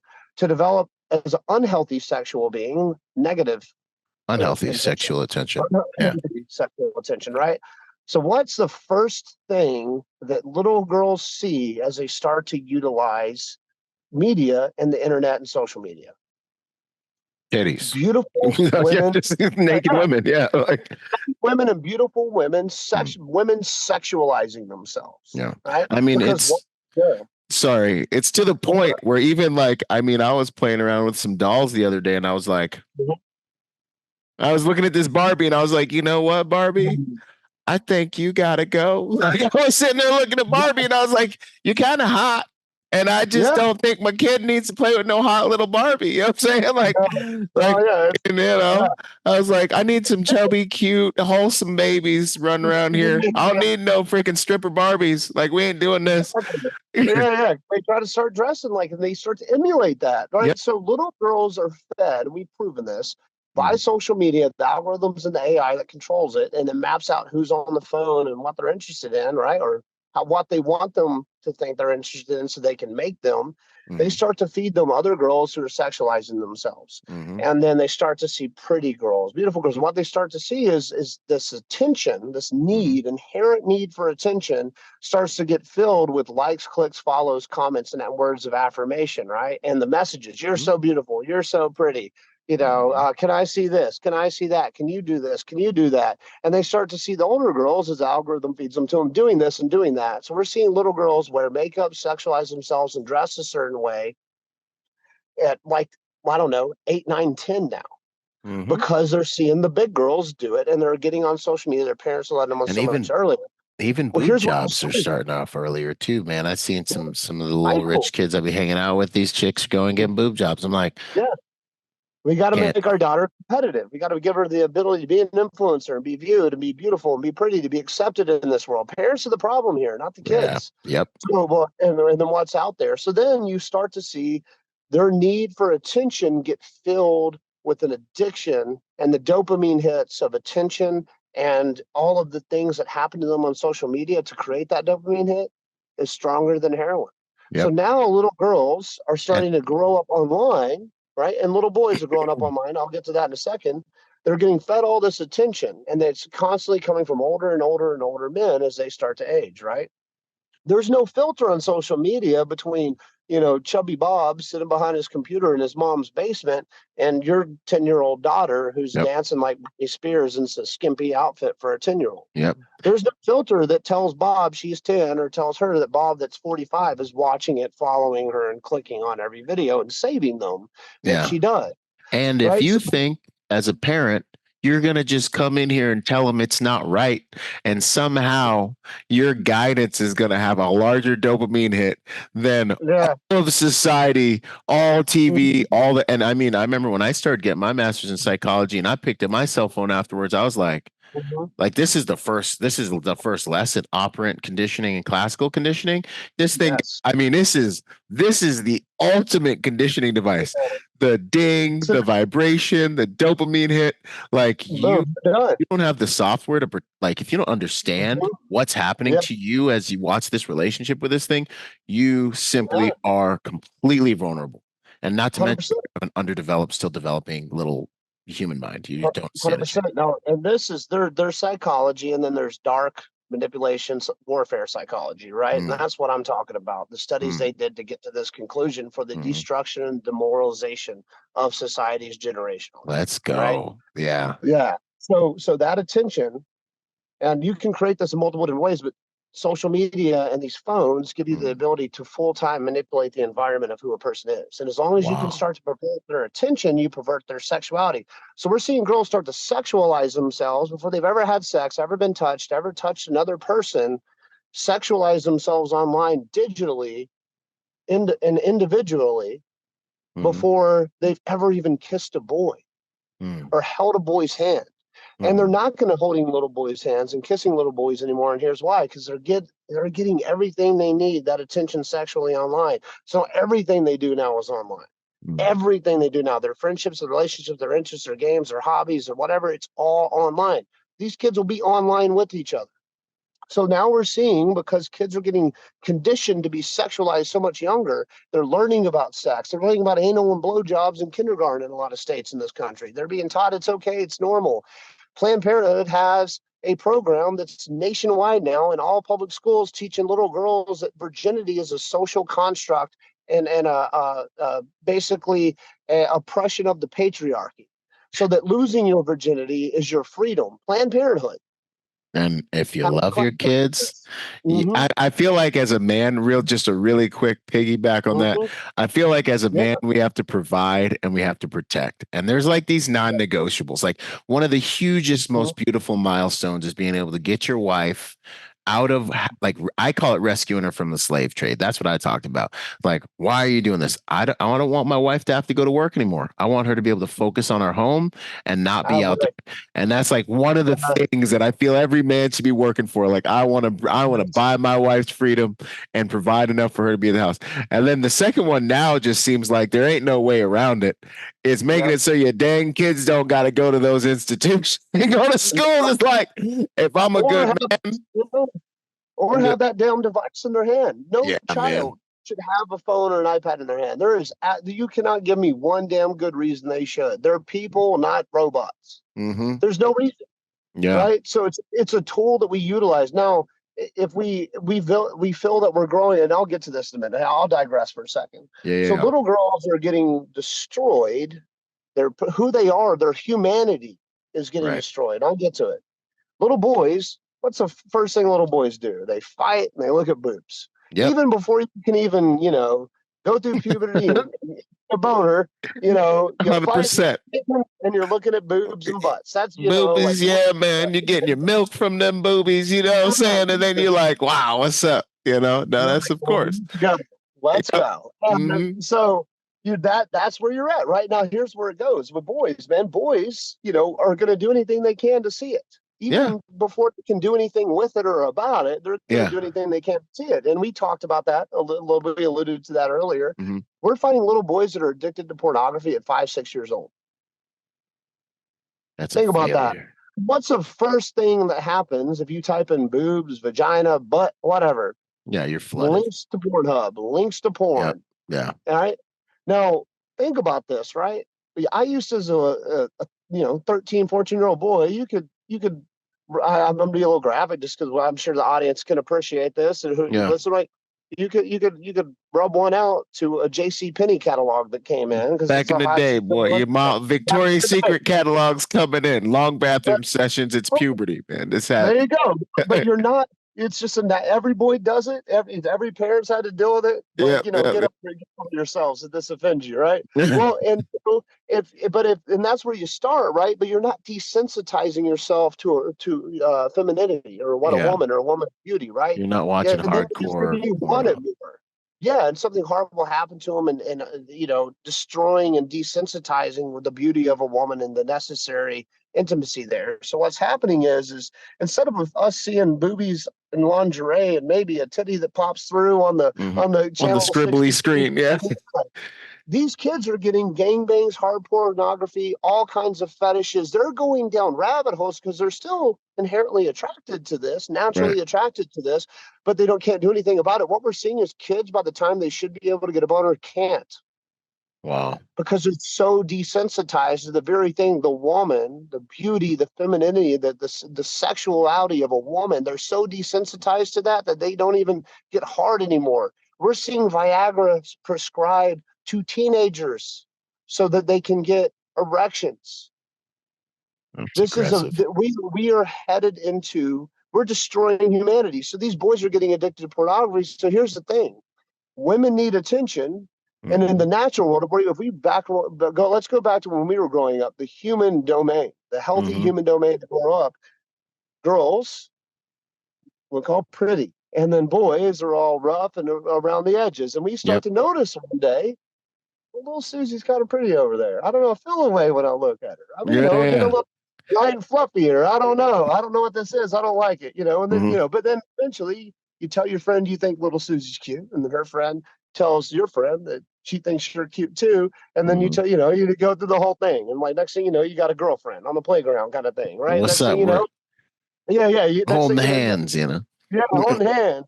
But you're learning how to develop naturally. You're giving a girl attention because the ultimate goal, subconscious little boy, is you're trying to get in those pants. Let's be Yep, yep, honest, yep, right? yep, yep, yep. Little boys are going after that thing, right? As 100%. hard as they can get. And little girls are guarded, right? You got to Yep. earn. You got to Yeah. earn this. Right? You got to give me attention and give me Mm-hmm. attention. And little girls hold the keys to the kingdom. If girls acted the same way boys did, this world would be, we'd be overpopulated and probably just murdering each other right now, Yeah, right? no, there'd be nothing else to do, bro, but fight after that. Like if sex wasn't a goal anymore, it's just like, well, I guess we just kill each other now. Yeah. The next most interesting thing. Just look at someone the wrong way and have Yeah. sex with them because Yeah. it would, right? Yeah. But Yeah. yeah, but women protect that, and so that natural progression of learning how to maneuver in the human domain and go through boundaries and bases or whatever you want to call them together and develop naturally sexually in a mature, Mhm. healthy, I like it. I would say environment where both parties want it, right? You know, Hmm. um, creates a respectable human being, right? Right. It creates a strong young woman and a strong young man, And an and honorable people. and honorable people, and the parents at that point were able to talk them through and protect and be there and be a parent and not a helicopter, but be a parent as their Hmm. kids were experiencing this, right? Yeah. That was a natural humanity growth, and that allowed people to respect each other. It allowed people to usually enter into a marriage earlier and start having babies and not have 100,000 sexual partners. And Mm. shit, you're the one accidentally got pregnant. Let's get married, or let's never get married. It allowed the structure and humanity to work, right? Yeah. Now look at it. We have, I think the last study I saw showed almost 70% of children, or I mean, young adults under the age of 25, aren't married and don't want to get married. Hmm. I think it was over 50% aren't dating. There's no Hmm. interest. Why would you date when you can just go jack off to a gangbang and you can go sexualize yourself and get gifts and flowers and things from all these boys and all these men and overloaded? You're literally addicted to the attention here that you're not, who cares about that boy here? And why is the boy going to go chase that girl and spend money and do all this stuff when she's talking to, followed by 400,000 other men and getting gifts and attention and probably slept with about 50 of them, Yeah. and it's completely destroying human nature. But what it really does is it destroys the individual, it destroys the family, and it Family. destroys society, and it destroys our country. Mm-hmm. And that's a chain reaction. It's a generational destruction. But here's where it gets sinister, right? And this is what we deal Okay. with at Sentinel Foundation, and many people do. That The younger was children, pretty sinister. no, But this is where we're going. yeah, this is you're like, that was just the cake. Here's the icing on the cake. I'm like, golly, that's a heavy cake, boy. But it's It real. is, brother. It is. And so people don't want to hear it. They don't want to acknowledge it. They don't want to realize they're part of the problem. My Yep. kid will be fine. All the other Yep. kids do it. They're going to be okay. Well, because you have that attitude and you refuse to parent and protect your children, the world is where we're at now. Yep. And trust me, I was part of it. I gave my daughter a cell phone at 10. I didn't know any better until I got into what I'm doing now. Mm. And you can't bestow discipline you don't have. I think that's another massive problem with parents, man, is they don't have like the people that are adults now, like you can't bestow discipline you don't have, and they don't have discipline and they've fallen victim to all these things. So they just be like, this is just the way it is. There's no, and then they can't control their kids, and that. You're right. And I see that. Yeah, I got friends that are good friends sometimes, and I'm like looking at their kids and I'm like, you just gonna let them do that, man? You just go let him just teabag you. You just gonna let him run. You just gonna let him, and it's like, oh, there's so much. But anyway, so then on the child trafficking, enter the child trafficking part of this. Yeah, well, this is the most dangerous part of this. And now, I would say the first part is more detrimental to our future, right? Mm-hmm. But what I'm focused about right now is children suffering, right? I can't stop this train from moving. I wish I could wake parents up in mass or at majority, but I truly believe we're too far gone. Mm-hmm. I don't think there's any turning this back, and we're all about to suffer a little bit for it. But with right now, I don't care. I can't stop what's happening in this country, what's happening in this world, what's happening to people and humanity right now, but I can do something about a child that's being victimized, right? Yep. So that's where I put my focus, right? Is on children. I can worry about how I am as a father and how how I am with my daughters, and I can control that, and I can save as many kids as I can. I can't save them all, but we're always just going to try to get one more, right? Mm-hmm. So if children are introduced to sexuality at a very young age, they're not being parented, they're not being watched. Well, parents are like, well, my child's in the other room. He's fine. I'm a helicopter parent. I don't let them go outside and play. I don't let them go skin their knee or get in fight or get bullied and man the up. I don't let them grow up in a natural human environment where they make mistakes, so they learn from it, or they take risks, or they develop their testosterone or their estrogen and they get out there and they become people. I'm just going to lock them in the house so they don't get sex trafficked by a white van. I can watch them all the time and they're on their iPads, video games all day long. And you're like, and parents are like, they're safe. Yeah. Have this like, they're safe. They think like, yeah. Well, no, they're not. They're getting literally mentally attacked and destroyed, perverted, and set on a course for God knows where this goes, because children right now are worth more than oil. I want you to think about this. The earlier you can access a child, the more you can manipulate what that child becomes. Mm-hmm. So what do you think corporations and people who all they care about money, that love of money, is doing? They're trying to get devices in children's hands as early as they can, and they're trying to manipulate, pervert, and control and mold who that child has become so they can control what kind of person and kind of consumer that child becomes, right? Yep. Because remember how you like kids, you'd see a commercial and you're like, I gotta have that. Yeah, bro. I need that new G.I. Joe. I gotta have it. Yep. I gotta have it. And they're getting, mom, I need it, over and over again. Well, your children, instead of seeing that commercial once a day, twice a day, are getting psychologically attacked from every angle by algorithms, frequencies, light patterns, advertising, and literally almost every major advertising agency and social media platform utilizes people who used to conduct and run psychological warfare campaigns to run their marketing campaigns, right?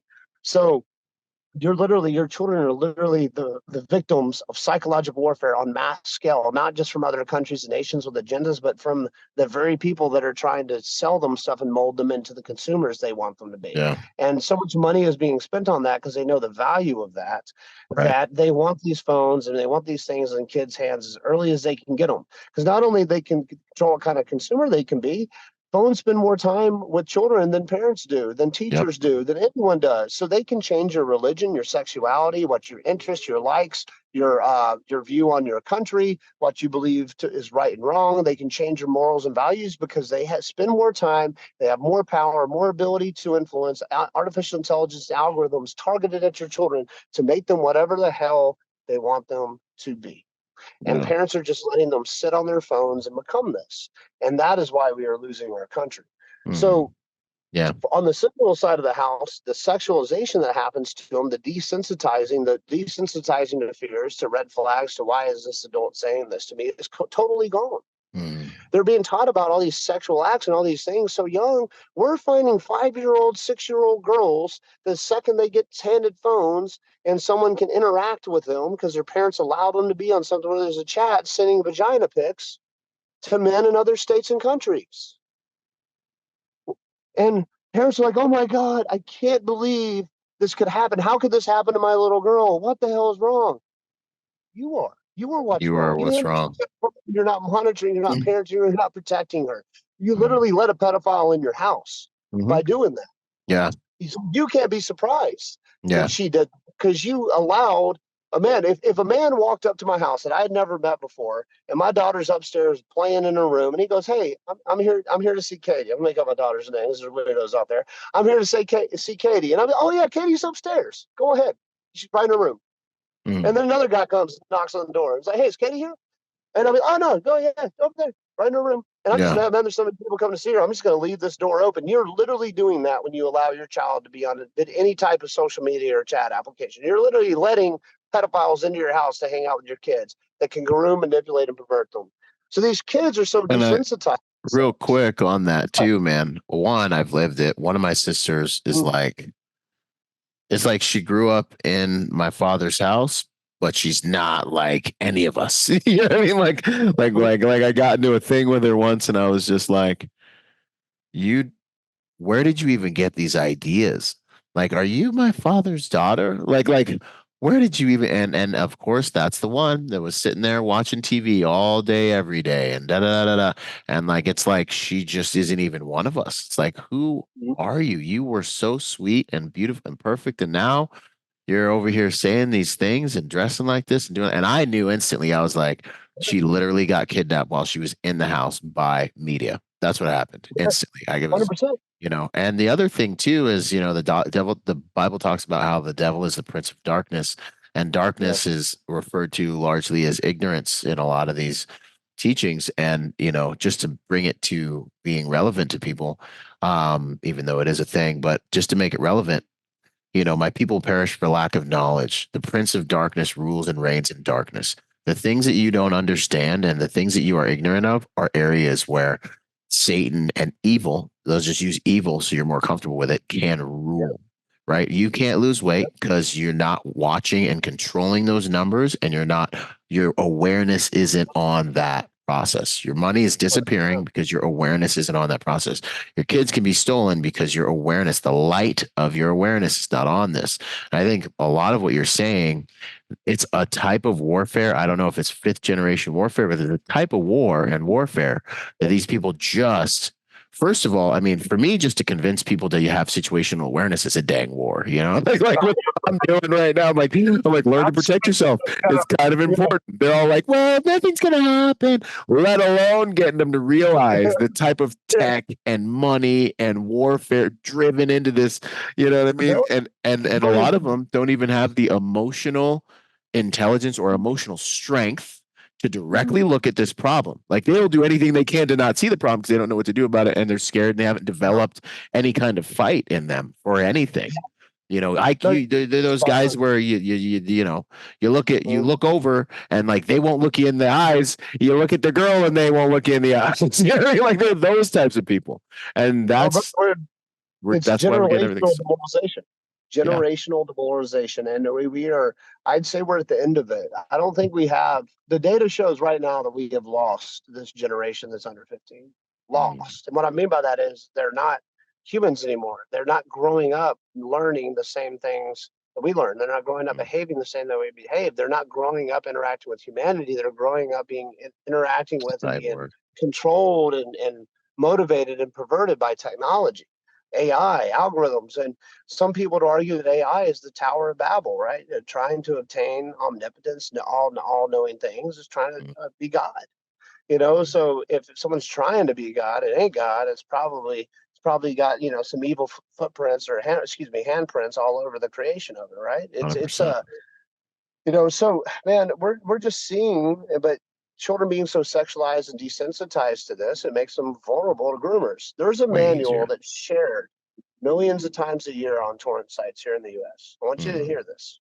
There is a manual that is shared millions of times a year on torrent sites here in the US that teaches pedophiles and groomers where to find a child, what type of child you're looking for, the psychological profiles and things in a child's life that would make them vulnerable to being groomed and hiding the relationship. It teaches them how to groom the child.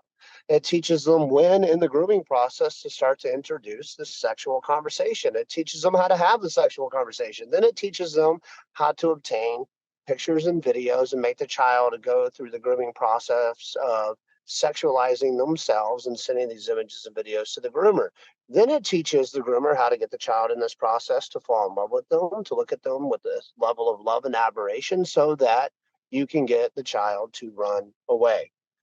Run away. If a child runs away and you can prove no malicious intent, their child's not in danger here in the U.S., then the police are not looking for them. That is on the family, right? If they can afford a private investigator or just, putting up posters and social media posts, right? Police will assist a little bit, but I promise you, they're not exhausting resources they don't have to find a kid. They got murders and rapes and homicides and drug dealers and cartels and things to worry about. I promise you that. So, you know, if you get the child to run away, the runaway clause is they won't look at them for that X amount of time. So now the predator has the ability to get the child, get them to convince run away, take the child, and then the manual walks them through how to develop a physical sexual relationship with the child based on the child's age when they're ready for finger penetration, penis stimulation, or penis insertion. It walks them through this based on the size and age of the child. And I'm talking starting with babies. This manual is shared millions of times on torrent sites here in the US a year. golly. Now, you're letting your kid on a phone. You know, I told buddy Sean Ryan this once we were having a conversation. And this is just the truth, man. You hand your child a phone, yeah, you're doing something cool. You're giving them access to the world. You're giving them access to all the knowledge and all the things that have happened, and everything that man has learned and everything that man's created. But when you give your child that access to the world, you're giving the world access to them. And you cannot control what happens to your child once you allow them free reign on the iPhone. And all these applications and all these things that people are putting on phones are pretty much a joke because you can Google how to get around most of it. And what do kids do, man? You didn't find Channel 63 on your own. Your friend told you how to find it, right? Yeah, oh yeah, 100%, man. You didn't go to the store and buy a Playboy, right? Yeah, Your yeah, dad buddy's dad had it. They're yeah, they're always sharing ways to get around things and learn things, and yeah. kids are always telling things they hear and do, and The so little kid underground, man. and these kids are growing up on tech. Most of them can just figure it out themselves how to get around and hide what they do. This manual also teaches the groomers how to teach the child how to hide the conversations, delete the photos and videos so that the parents will never find it when they go through their phones. It also walks them through how to educate the child on hiding the relationship and all of that. So, one of the task forces that I established from my old organization, it found a 6-year-old girl who had sent over 40 images of herself, nude images of herself, 6-year-old girl, to a guy in Texas. When the guy in Texas was apprehended, he had done this to over 800 children. Man. What do you think about it? There's over 130 million images and videos of a child being sexually abused on the internet. The majority of those videos are of toddlers. The majority of that abuse is sadistic in nature, meaning some type of satanic ritualistic abuse, or harmful edge and abuse, right? So the most popular category of sexually exploiting a child, and we're not talking about, some people are like, oh, they're 14, they're 15, they're 16, they know what they're doing. The most popular category is toddlers. It's a So fact. such So black evil. It makes me really happy that at least criminals, when they find out about this in prisons, they clean these fools up. That's the one thing, yo. It's men are men, bro. There's a code if you're a half decent human. But golly, man. I well, feel brother, think even about this. Think about this. All right. said And it. I've talked to people, I've got some buddies that have, done some time in federal prison, cleaned their life up and done successful, awesome things in life now, but had done time there, and they talk about it all the time. One of my buddies, one of his proudest stories to tell is how he used to beat the shit out of pedophiles. Yeah. That, and it makes him happy because Yeah. in that culture, in that jail culture, Mhm. the it's full of murderers, rapists, drug Yep. dealers, killers. I mean, worst of Hmm. the worst in the federal systems. The Yeah. one person that everybody wants to hate, beat up, and kill is a Yeah. pedophile. So the most evil people on the planet that have done horrible, heinous things can all collectively come together to murder a pedophile And say because you're it's not one of us. You're you're not not one even of one. them. You're not one of us. Yeah, You're but yeah. on this spectrum, and this brings me back to what your buddy said about fighting it here in the United States. Mm. We have a certain party, and I'm not going to get political, but a certain way that people think where the decriminalization of pedophilia is not only accepted, it's championed now, right? Pedophiles are not being criminally prosecuted a lot of times, or if they do, they're let out. It's like a Catch and open door, release. revolving door, catch and release for these guys. So you have half of the country that wants to put them in the wood chipper, and it's the most evil thing that you can do. And I'm just speaking generalities here. Hmm. And then you have another half of the country that's like, it's We not a big should deal, we should give them a sex class and maybe a right? month. And you have criminals, right? And you have criminals wanting to kill Yeah. half of the country. Now they're like, do you see how effed we are? You have criminals wanting to kill pedophiles, half the country being like, no big deal. And then the other half of the country wanting to throw them in a wood chipper and protect their children. So where does this path go? Because I really believe, man, I was trained on the destruction and demoralization and systematic process to destroy a nation or overthrow a Mm. nation. That's what Green Berets, unconventional warfare, that's what we do. And then all the other crap that I did. And I know when the only thing, when nothing else is left that people can agree on, if you cannot agree on the sanctity of childhood, the innocence of childhood, and that we as adults and humans at all costs must protect our children, if we cannot agree on that one fundamental thing, They're as a completely society, demoralized. it is over. Yep.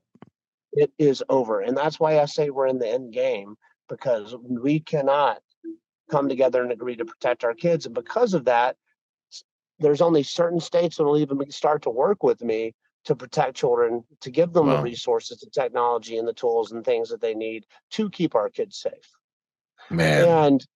And you wouldn't believe it, man. In the other states, it's an absolute joke, and they're led by parties that don't believe pedophilia is the worst, most evil thing that you could do, and that children, instead of being protected, should be sexualized and open to this stuff. And what I'm saying is factual, because what they're teaching in schools, what Hmm. they're allowing to do to the criminals, and then what they're championing in legislation backs up what I'm saying. This is not a conspiracy anymore. This is not just all this Yeah. crazy Matt, former army guy. This is a fact.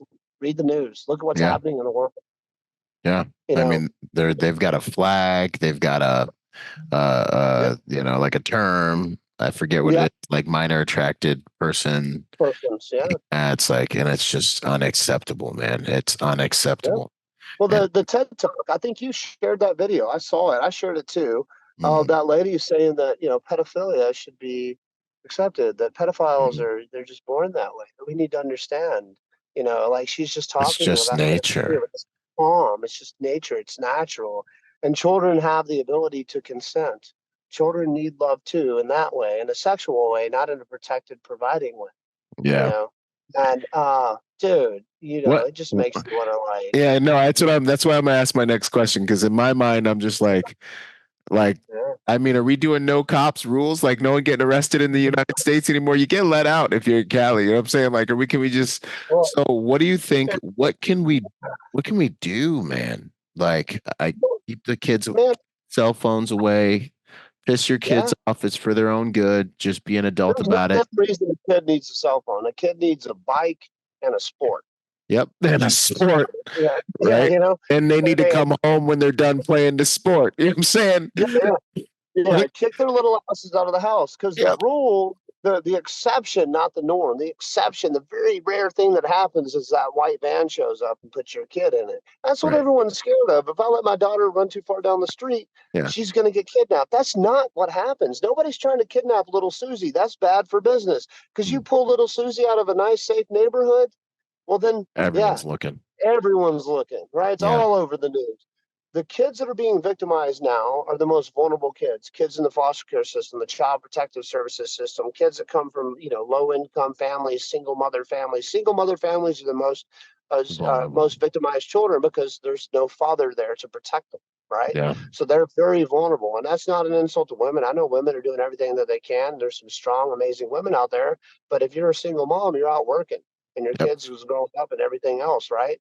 Mm. So, the Or destruction of the family has a lot to do with this. yeah, or you're But dependent on some guy that's victimizing your children.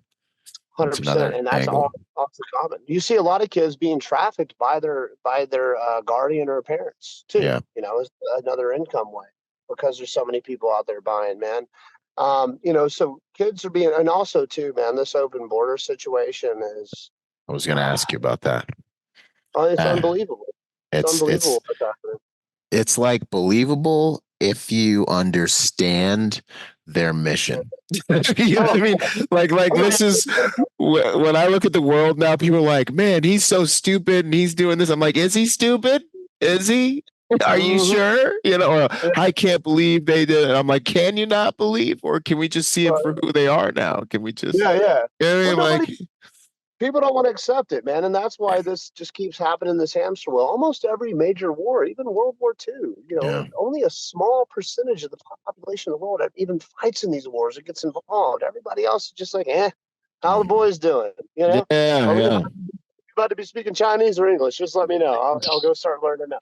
And Yeah, like most man. like it's those principles, that intestinal fortitude. And again, it goes back to this: if you don't have that strong foundation, Mhm. if I don't know Who I am. I was born in Memphis, Tennessee, that these are my parents. My name is Matt, and I am a boy, and I follow Jesus, and this is my country, and this is Yep. my flag. I say this pledge every day, and I am attracted to women, and I want to have a wife and a family one day, and I Hmm. want to be an engineer, and I want to do this job, and I want to make this Hmm. amount of money and have this kind Yep. of house and live this dream life. And But I'm special and I'm and I'm strong and special. people love me. And by Yeah. golly, I'm what was the by golly, But if I don't know that, it all Yeah. starts with I am a man Yeah. and I am Matt, and these Hmm. are my parents, Hmm. and this is my God, and this is my country. And if you don't know that, you are not going to stand for shit. And if you can't stand for anything, you will fall For for anything. everything. Yep. And that is what we're seeing right now. We have raised a country of weak people who don't know who they are, what they're attracted to, what their religion is. They're just fluid. We're just floating. We're just Yeah. figuring it out, right? We've raised a generations now of children that are becoming young adults that don't know who the hell they are, and because they have no ground to stand on and they've been indoctrinated, not educated, here's the key difference. Because they've Yes. been indoctrinated and not educated, they just react in anger and yelling and screaming and irrational thought because there's no ability to logically process Right. and think about what they're learning. So here's the other thing, and this is the last thing I'll rant about, but this is important No, to this talk has all been like awesome. about. This is Yeah. such good content. Well, here's the other thing that's happened to our children. What Hmm. happened when we were growing up? We Hmm. had an educational foundation that taught us mathematics. In mathematics, we had to show our work, Yeah. right? Not only do we have to get the answer, we had to show how we got to the answer. We had to develop through showing our work a logical thought process to solve the answer. Hmm. Science, what science used to be? Yeah. Science used to be It's a process and a method. There was a 100%. hypothesis and a way to figure out if it's true, it's a Yeah. fact and finding. Yeah. And then science, it was encouraged to challenge facts and findings, right? 100%. You know, and it was, oh man, we figured out something new. We used to think the atom was the smallest thing in the world. Then we're like, wait a second, there's electrons, protons, neutrons. Neutrons. Wait a Yeah. second, you know, yeah. So Mhm. man, and it's just science was encouraged that way. If we wanted to know something, we couldn't just Google it. We had to take our happy little asses to the encyclopedia or Yeah. the library. Dewey Decimal System. Come on, somebody. Yeah. They'll never know the struggle, man. I know, and then the book was gone. But you know, and then you had to read. You had to research. Not only did you have to know the answer, you got the ability to figure out how they got there, the thought process, what their opinion is, or what their viewpoint is, or their perspective is. You got to get into the mind and the thought process of the person that's creating the information that you're now digesting, right? So we got to develop. When we had disagreements, we debated. Yeah. Right. And it was whose logic was the strongest.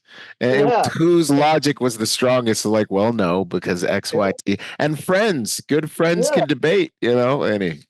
Yeah. And then you know what? If it got too heated in a debate and it turned into an argument, then you fought. Yeah, right? You either got knocked out or got, beat up, or you won. Yeah. And life is on. And most of the time after that fight, you gave each other a hug and you're like, my bad, man. Yeah. Or you developed a lifelong hate for each other. And then that taught you how to deal with an enemy, right? Yep. You learned a lot of things from those environments. Bullies were a great thing. We need to bring bullies back. Someone else said that. Like, yes, was that you? I saw somebody was like, we need to bring bullies back. And I was like, I saw it and I was like, social media is going to kill this guy. That's what I was thinking. Bullies correct society. If you're doing something really stupid, somebody's going to make fun of you and bully you about it. Right? Go. It's true. You be malicious and really just grind it into somebody, but I'm just saying, bullying is a healthy thing if done in a good way, right? Every platoon in the world. Stupid genes. Yep. Being bullied stop you from probably doing that really dumb thing that everybody would never forget and remind you about the rest of your life. 100%. And then being bullied irrationally or for something that didn't matter gave you the courage to kick that fucking dude's ass. And it's the truth. Got your ass kicked. It gave you the courage to fight him again. You know what? Yeah. The courage to fight him again or figure out a way to deal with it and overcome that adversity, you just turn into a little bitch anyways. Yep. You know? So, man, bullies were a good thing. They were. Now, they're part of life.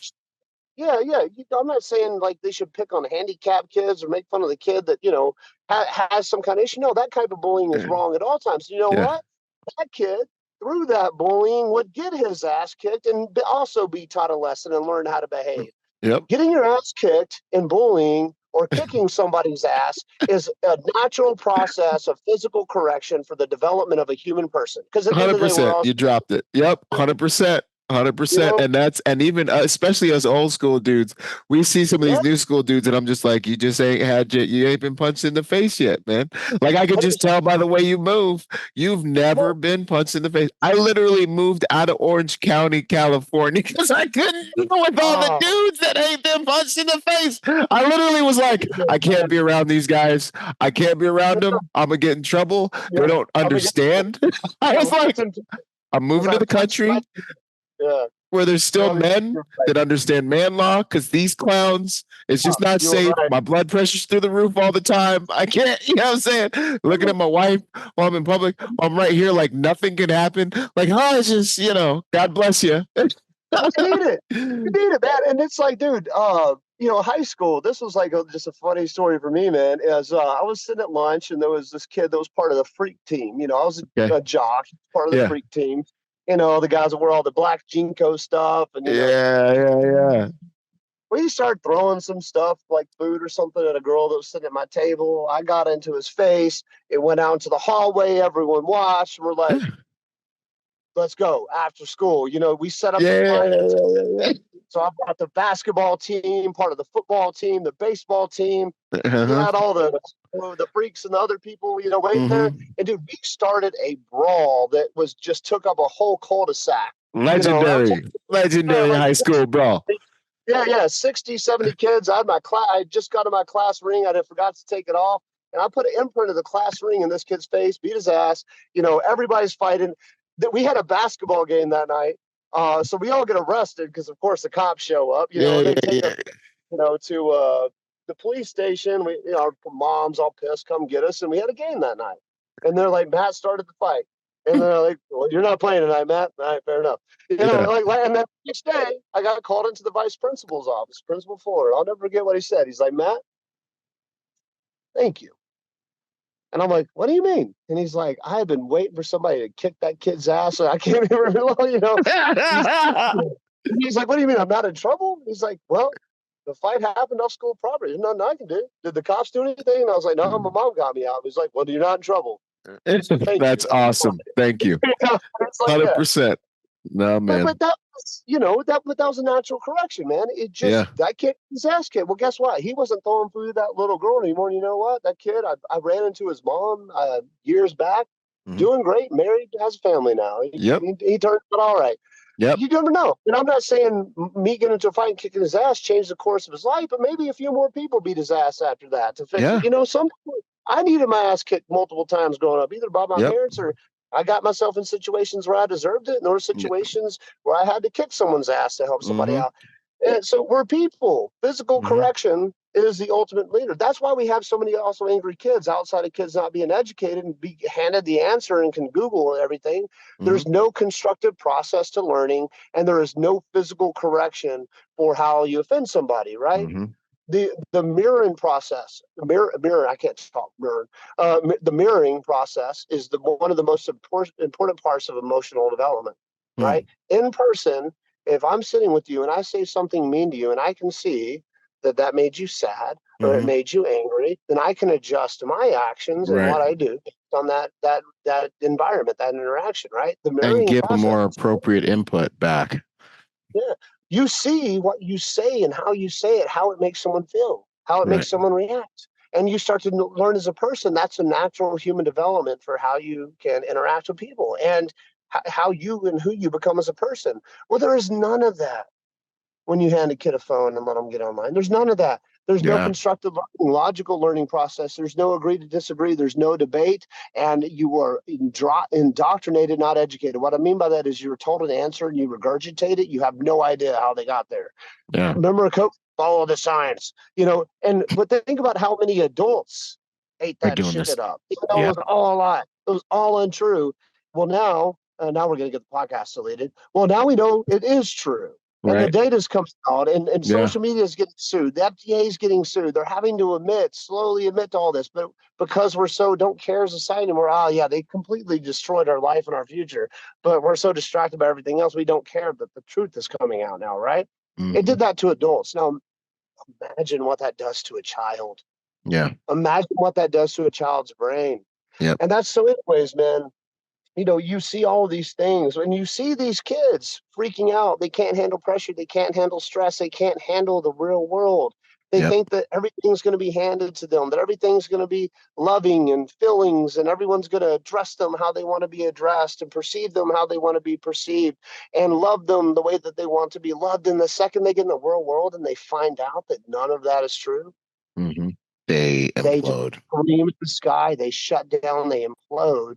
And because they do not have a foundation to figure out how to get out of that hole that they just imploded into on their own, because they don't have education, they don't have logic, they don't have intestinal fortitude, they've never taken a fist to the face, they've never had to put their fist to somebody else's face, they've never been bullied, they've never faced adversity, they never played sports, they never had to win. Everybody got a trophy, even if they did. And it's not about who's best, it's about all just having fun, guys. Yeah. This combination creates this person that is not a person, is not a human anymore. They are just literally just a bowl of Jello. There you go. So the world bowl of yogurt, and they shut down. And you know what happens when you shut down and you have no way to build yourself back up? You scream at the sky. You blame everybody else. It's never your fault. Now look at our world today. If I'm wrong, look at our world today. Yeah. And that is the thing, man. The evidence is in the people. The evidence is in the politics. The evidence is the behaviors, what's happening to every level and facet of our society. Everything that I've just said for the past 2 hours, the proof is look around you. 100%. Look at the world that we're living in. and I'm so sick of people show me the data. Fuck off. Look at the world, man. Just look at the Pay people you're attention dealing with. to the people. Look at the people you're dealing with. Look at your kids. Look Yeah. at their friends. Look at your friends. Look Hmm. at society. Look at social media, right? Look Yeah. at the people that are in your controlled and created echo chamber that you Yep. pretend is world, right? Yeah. My world on social media is probably similar to yours because we're Yeah. similar people, but we all still have a different environment that we get our news, our information, and everything that controls our thoughts throughout the day But on. I remember when that algorithm changed, man. I remember when that freaking algorithm changed on IG, and I was like, everyone agrees with me. Two things happened. One, not everyone started seeing my information, but the Oh, diversity in content just like all of a sudden I yes. was like, I must be right. Everybody agree. And then I was like, dude, what's Everyone going agrees with on me. here? Yeah, I was Yeah. like, everyone agrees with me. This is awesome. And then I was like, there's something going on. And that's when I started to realize, like, Yeah. yeah, they turn your algorithm into an echo chamber and they silo you even more and more and more. 100%. And Because you know what? We would probably, without social media, we probably never would have met, right? yeah, I mean, who knows? We're in similar circles, but we probably would have met just because of distance and different stuff. We yeah. were able to meet. That's great. But also, too, can you imagine had we met in the comments section of a post and we had a differing opinion on something? We Mhm. would be mortal enemies. Why? Because I can say anything I want to you in a comment section. You can say anything you want to me. We have no personal relationship. We just argue and we vent and we fight. We all just become these angry, commenting assholes on social media. Most people, right? Mhm. And Yeah. we're all angry and we believe all the shit that we see because you know what? We don't get to be humans first. We are Mhm. interacting on content, not on our humanity, right? I Mhm. guarantee you, I don't care if you're black, white, blue, red, brown, Indian, whatever, gay, lesbian, straight, transgender, Mhm. whatever. I guarantee you, if we all just sat down at the same table and Yep. started just based on, hey man, where are you from? Yeah. You know, Yeah.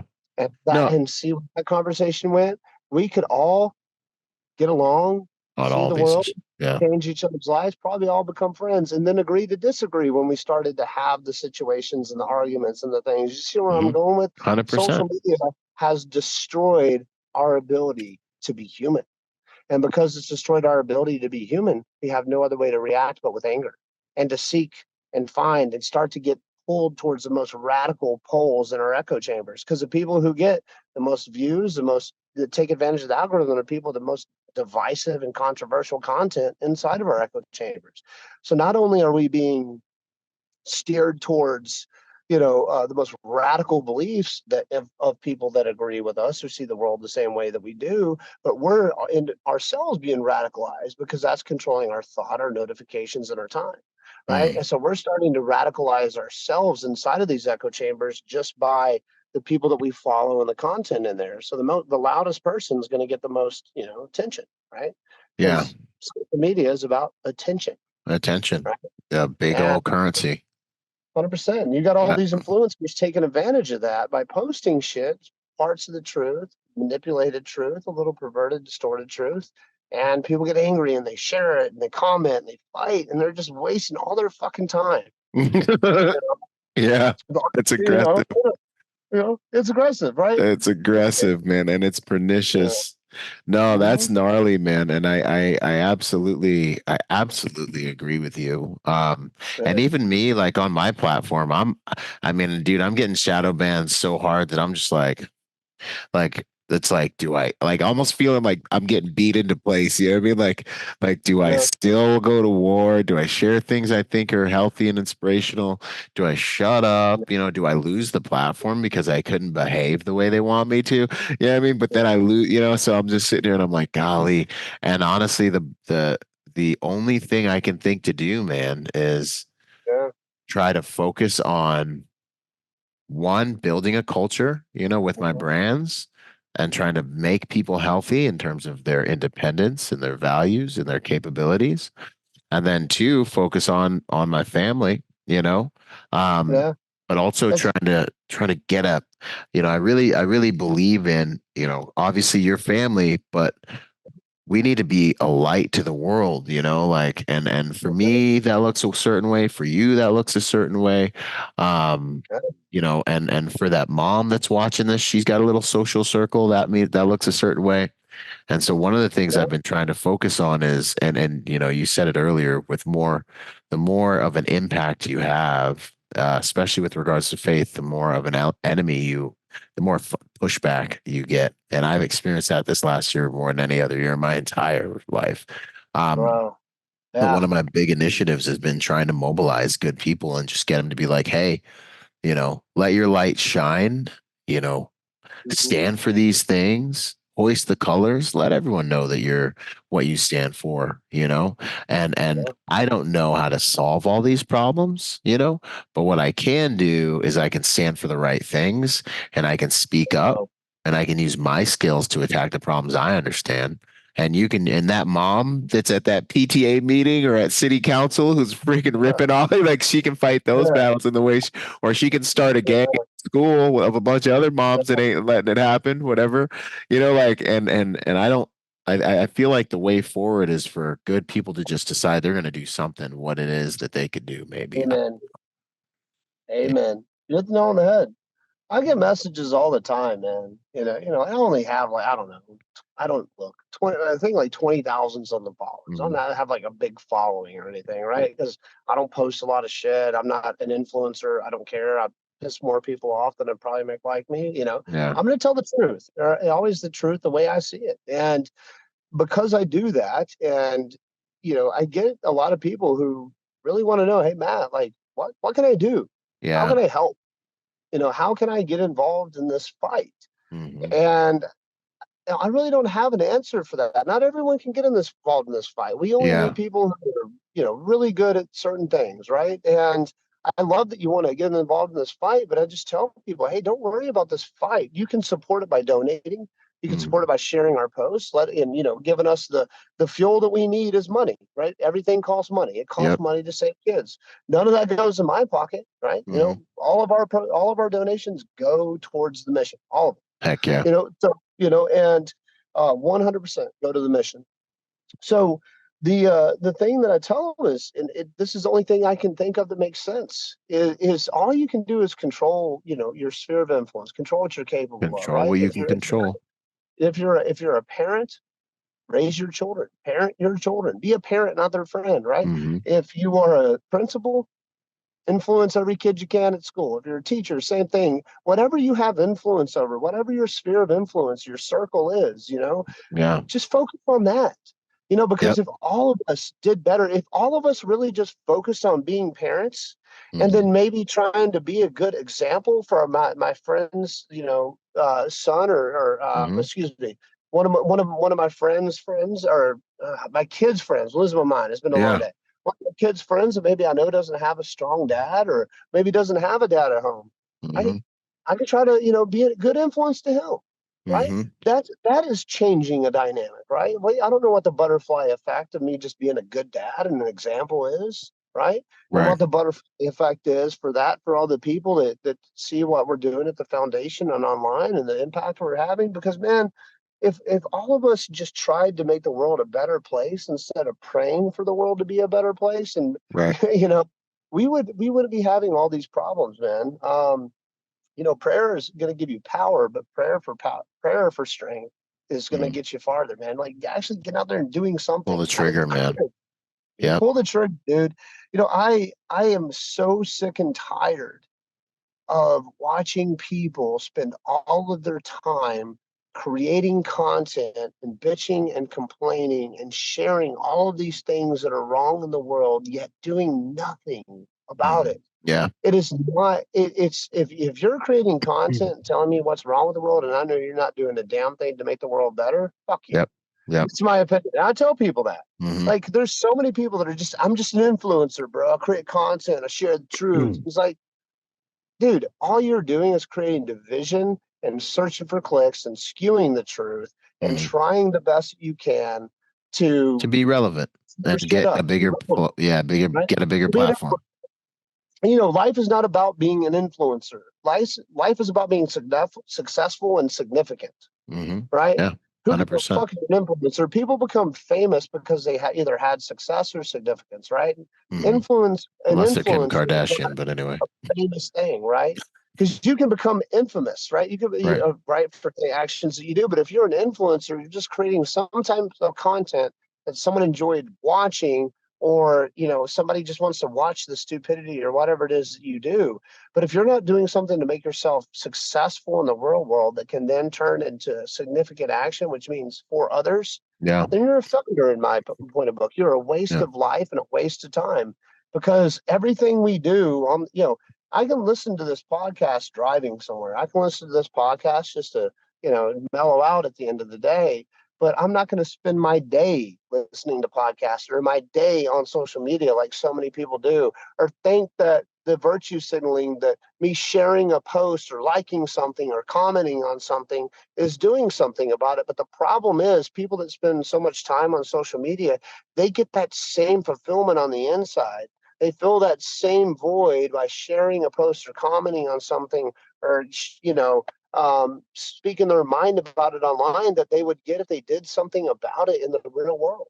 Right. And that's scary, man. Yeah. The It's rabbit hole we're going. I think it's like there's these realms, like there's the physical realm, there's the spiritual realm. I think there's like an emotional layer on there, but now there's like this straight up digital realm, and people Yes. are like living in this digital realm. The digital realm impacts the physical realm operationally. We're managing the digital realm so we can impact this physical realm the way we want, and it doesn't negatively impact our operations. Like Yeah. it's very interesting. Satan creates a counterfeit to everything that God's created. And Mm-hmm. no, and I love what you said, man. As far as what folks can do, fight your fight, have influence people in your sphere, like let that light shine through your actions, like you were saying. Little Timmy comes over, he don't got a good home. Let it make your home a safe haven for him. Show him those values and Amen. things like that. And I Amen. 100% agree with you on that, man. And I think the more good people we can mobilize down here to try and start getting after doing the right things, then maybe we stand a chance.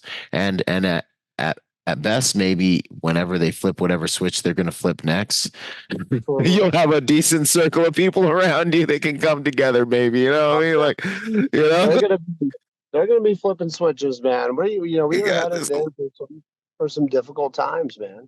We're Yeah, headed for some difficult times. I think a lot of people don't want to accept that or see it, because it messes up everything. It's not a happy everything. thought to think that my savings account could be erased. My Everything I've worked so hard for my entire life could be taken away from me. That this American dream that I was promised is no longer a reality. That's a tough pill to swallow and focus on. And it's a very tough pill to stop doing all the things that you thought you needed to do or you were going to do, and then What you start were focusing on conditioned to your life do. to be different. Yeah, we've been conditioned, right? It's sad to see it happen. It sucks for me, right? But I don't dwell on it. Also, right? Mm-hmm. I don't dwell on, and I talk to a lot of my buddies, that have the great podcasts are very informative, that are exposing the truth and calling out all these things, right? And they're Mm-hmm. it's good to know. I think it's you can get a little too far out there in the sense of, like, why does it matter? Like, Yeah. evil's gonna be evil and good's gonna be good. And I think that the more time you focus on, like, you got to know the devil's tricks. We have to know Yeah. what he's up to, right? But Mm-hmm. we don't have to know the intimate details of the tricks, in my mind, right? That Mm-hmm. doesn't help you any. It doesn't bring you any peace. It doesn't bring you any whatever. Like, I just got to know that things are getting bad. Children under attack. Country's getting destabilized. Economy is getting hyperinflated and could crash soon. I need to know that, how fragile our system is and how dependent on the system we are. Right. And I need to then start to think about, okay, what's within reason, without going full like doomsday prepper, or full like, Rambo in a cabin in the mountains surrounded by mines, you know, which both sound like Which a I'm pretty good pretty down, idea. actually. Yeah, I was thinking that. I was like, well, I'm kind of cool with that. Yeah. You'd be cool, but I mean, like, I But don't what, really what have can to. I do right here? I'm a person living in the city. All right. Exactly. I mean, dude, the second all the billionaires start building bunkers and fortifying them in New Zealand and Hawaii, there's your sign. The Yeah. second all the billionaires start pulling all And their they're money out of not the preppers. out of They're the like, yeah, exactly. And they're hidey ho, everything's good types of people usually. Like, oh, you don't yeah. need all that. We Okay. don't need all that security. I'm building a bunker in the Hamptons in the mountains. Yeah, yeah. You're like, whoa, whoa, whoa. How did we go from? I'll tell you this, man. I'm not going to call anybody out, obviously. I got a lot of very wealthy friends, a Hmm. lot of billionaire friends, and from the charity and just other things that I do in life. And Yeah. man, they're all out of here. Yeah. All of them. They're out of here. Their money ain't here. It's somewhere else. They have tangible assets here in the US, but there's no liquidity whatsoever in the US dollar. They are not risking their stakes and fortunes right now because they know something's coming. And they have their finger on the pulse, man. But that's also a scary thing because what I'm seeing is everybody that has I'm seeing stupid Means. people do stupid things, but people that have the ability, or the intellect to really understand what's happening, probably Yep. also means that you're pretty successful in life in some way, right? Right. And you're probably pretty significant in life in some way. But what I'm seeing now that I don't like is I'm starting to see a lot of people turn inward instead of outward. There's not a whole lot of people that are like, how do we save this city? How do we save this state? How do we save this country? They're like, hey, bro, do you want to be part of this farm that we're putting together? We're putting houses on it. We're going to bring the guns. Can you teach us how to shoot? Yep. Oh, hey, no, Yep. no, like, Yep. That's exactly no, what's happening. They're I like, we're have gonna more. save ourselves and our tribe, and that's Yeah, it. Everything else that's is fucking burning. no. Cool. Yeah, and I'm telling you, man, that is a and dude, don't get me wrong. Like I think they are onto something because I don't really see us turning this around. I see this Yeah. getting really bad. Yep. The writing is on the wall.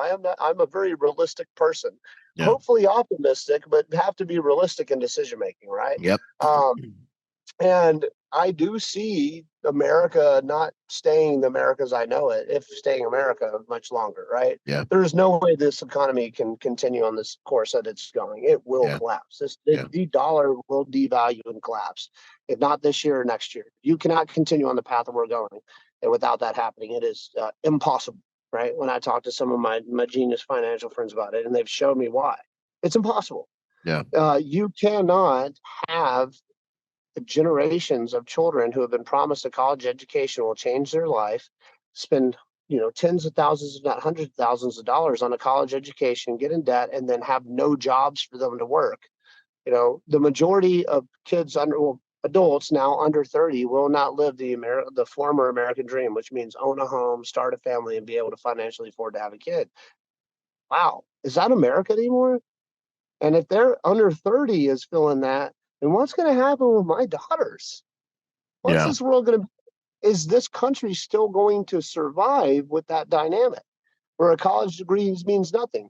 I won't even hire kids that went to college. Yeah. Me either, bro. Like Yeah, me either, bro. Like I just don't even want to deal with it. I just don't even. I no, don't even want to. I a don't want to say it out here yeah, because I know they get weird.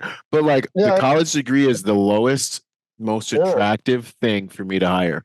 yeah. It Military just makes dudes still you pay for, about as good as you can get, but the yeah. college thing, it's too I bad. learned my lesson with hiring college kids because they feel entitled. They feel like because I have this piece of paper and I did 90% of classes that were entirely pointless, and the 10% that they told me I needed for my degree so I could be able to work for you are also completely pointless. Yeah. But I am here and I deserve $120,000 a year, work life balance. So and Yeah. just like Hiring Americans in general yeah, is risky, man.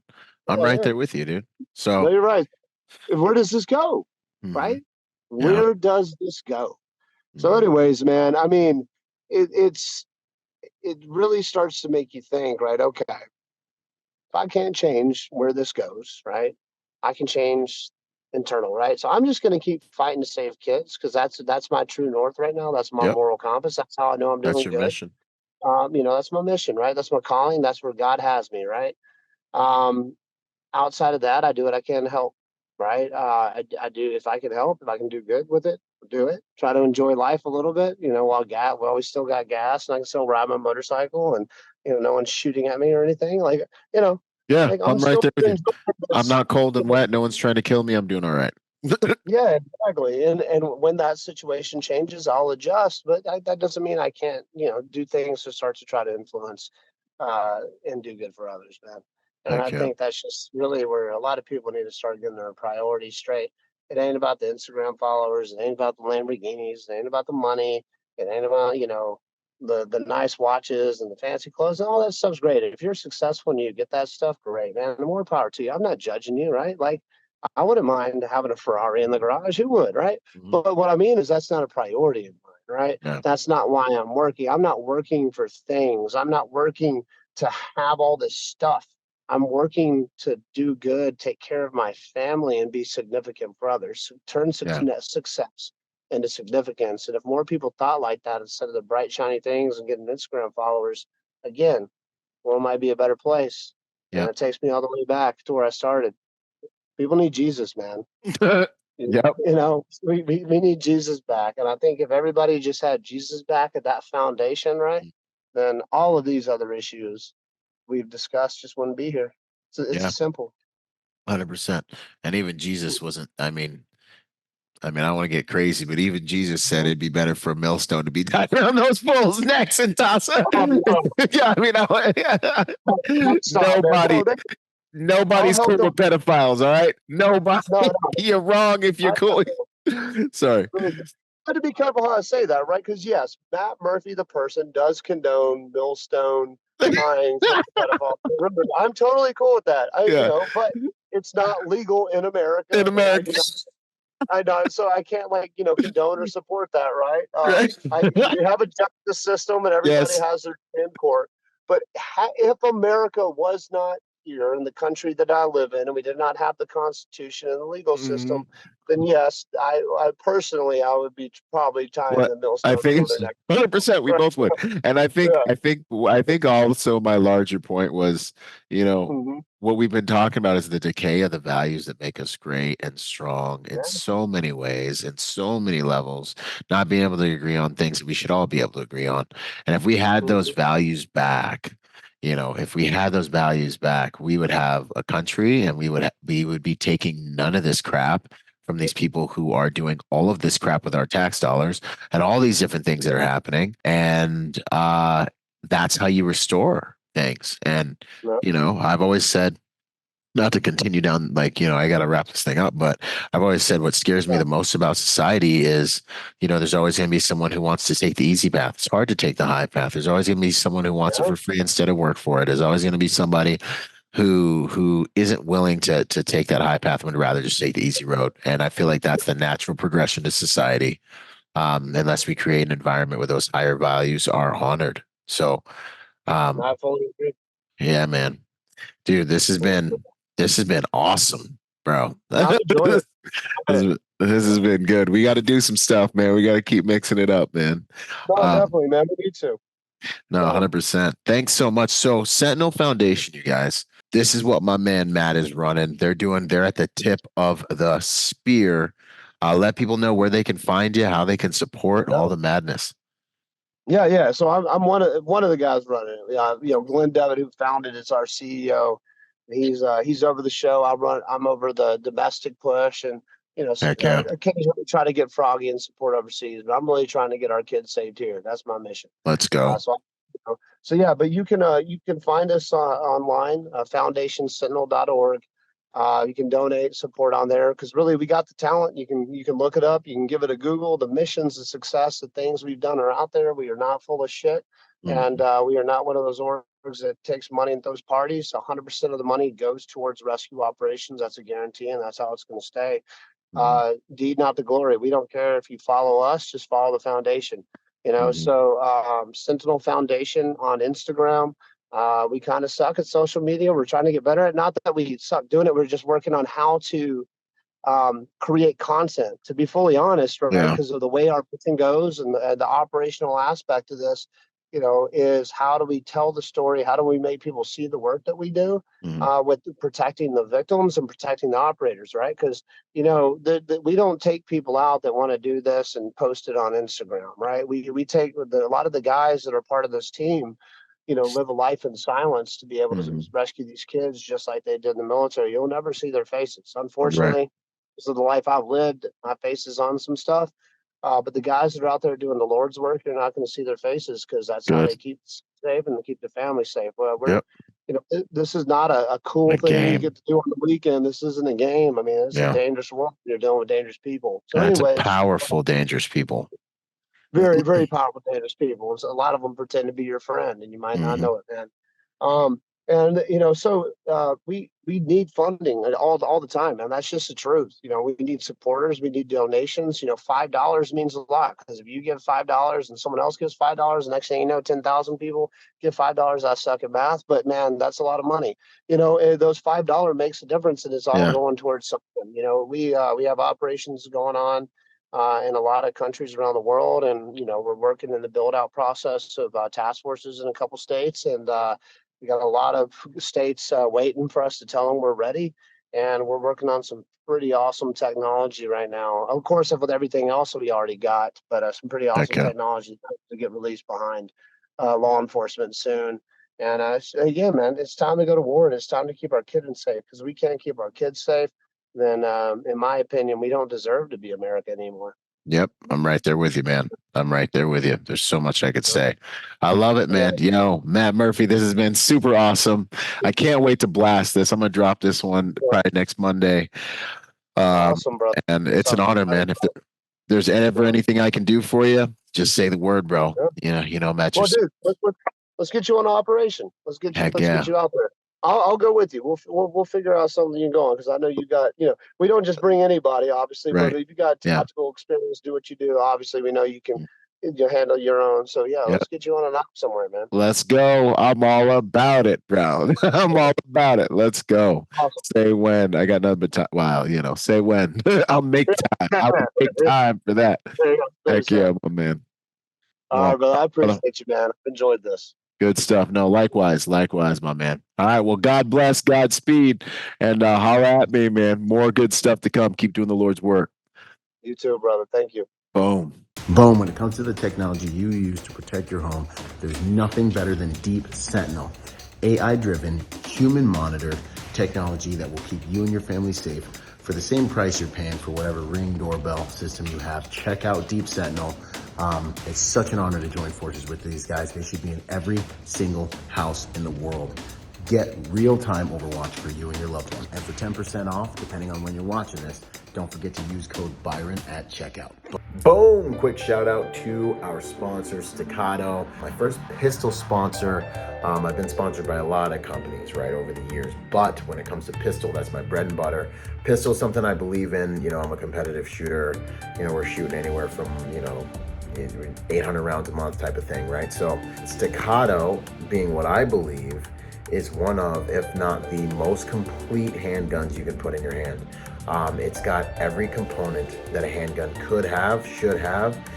They're actually extremely dependable now that they've made some changes, and these things are straight up tack drivers. If you're looking for a pistol that will do as much of the work for you as a piece of hardware can, obviously you have to have the marksmanship and all the different things, but different guns perform at different levels. And I want to say that Staccato is one of, by far, for sure, take it from a competitive shooter, we're shooting the highest volumes of rounds constantly right now. Not used to have a background guy, but like right now, when you go shoot, you're going to see certain brands. Staccato is one of, if not the highest performing firearm that is both CCW, duty ready, and also competitive ready. So I want to give them a shout out. If you guys are looking for a good handgun to build your skills on top of, go check out Staccato. Much love and respect. Yo, if you enjoyed that episode and you like learning things like that, I want to encourage you to go to Protect Your Nation, build a profile, get in the Civilian Protector Project.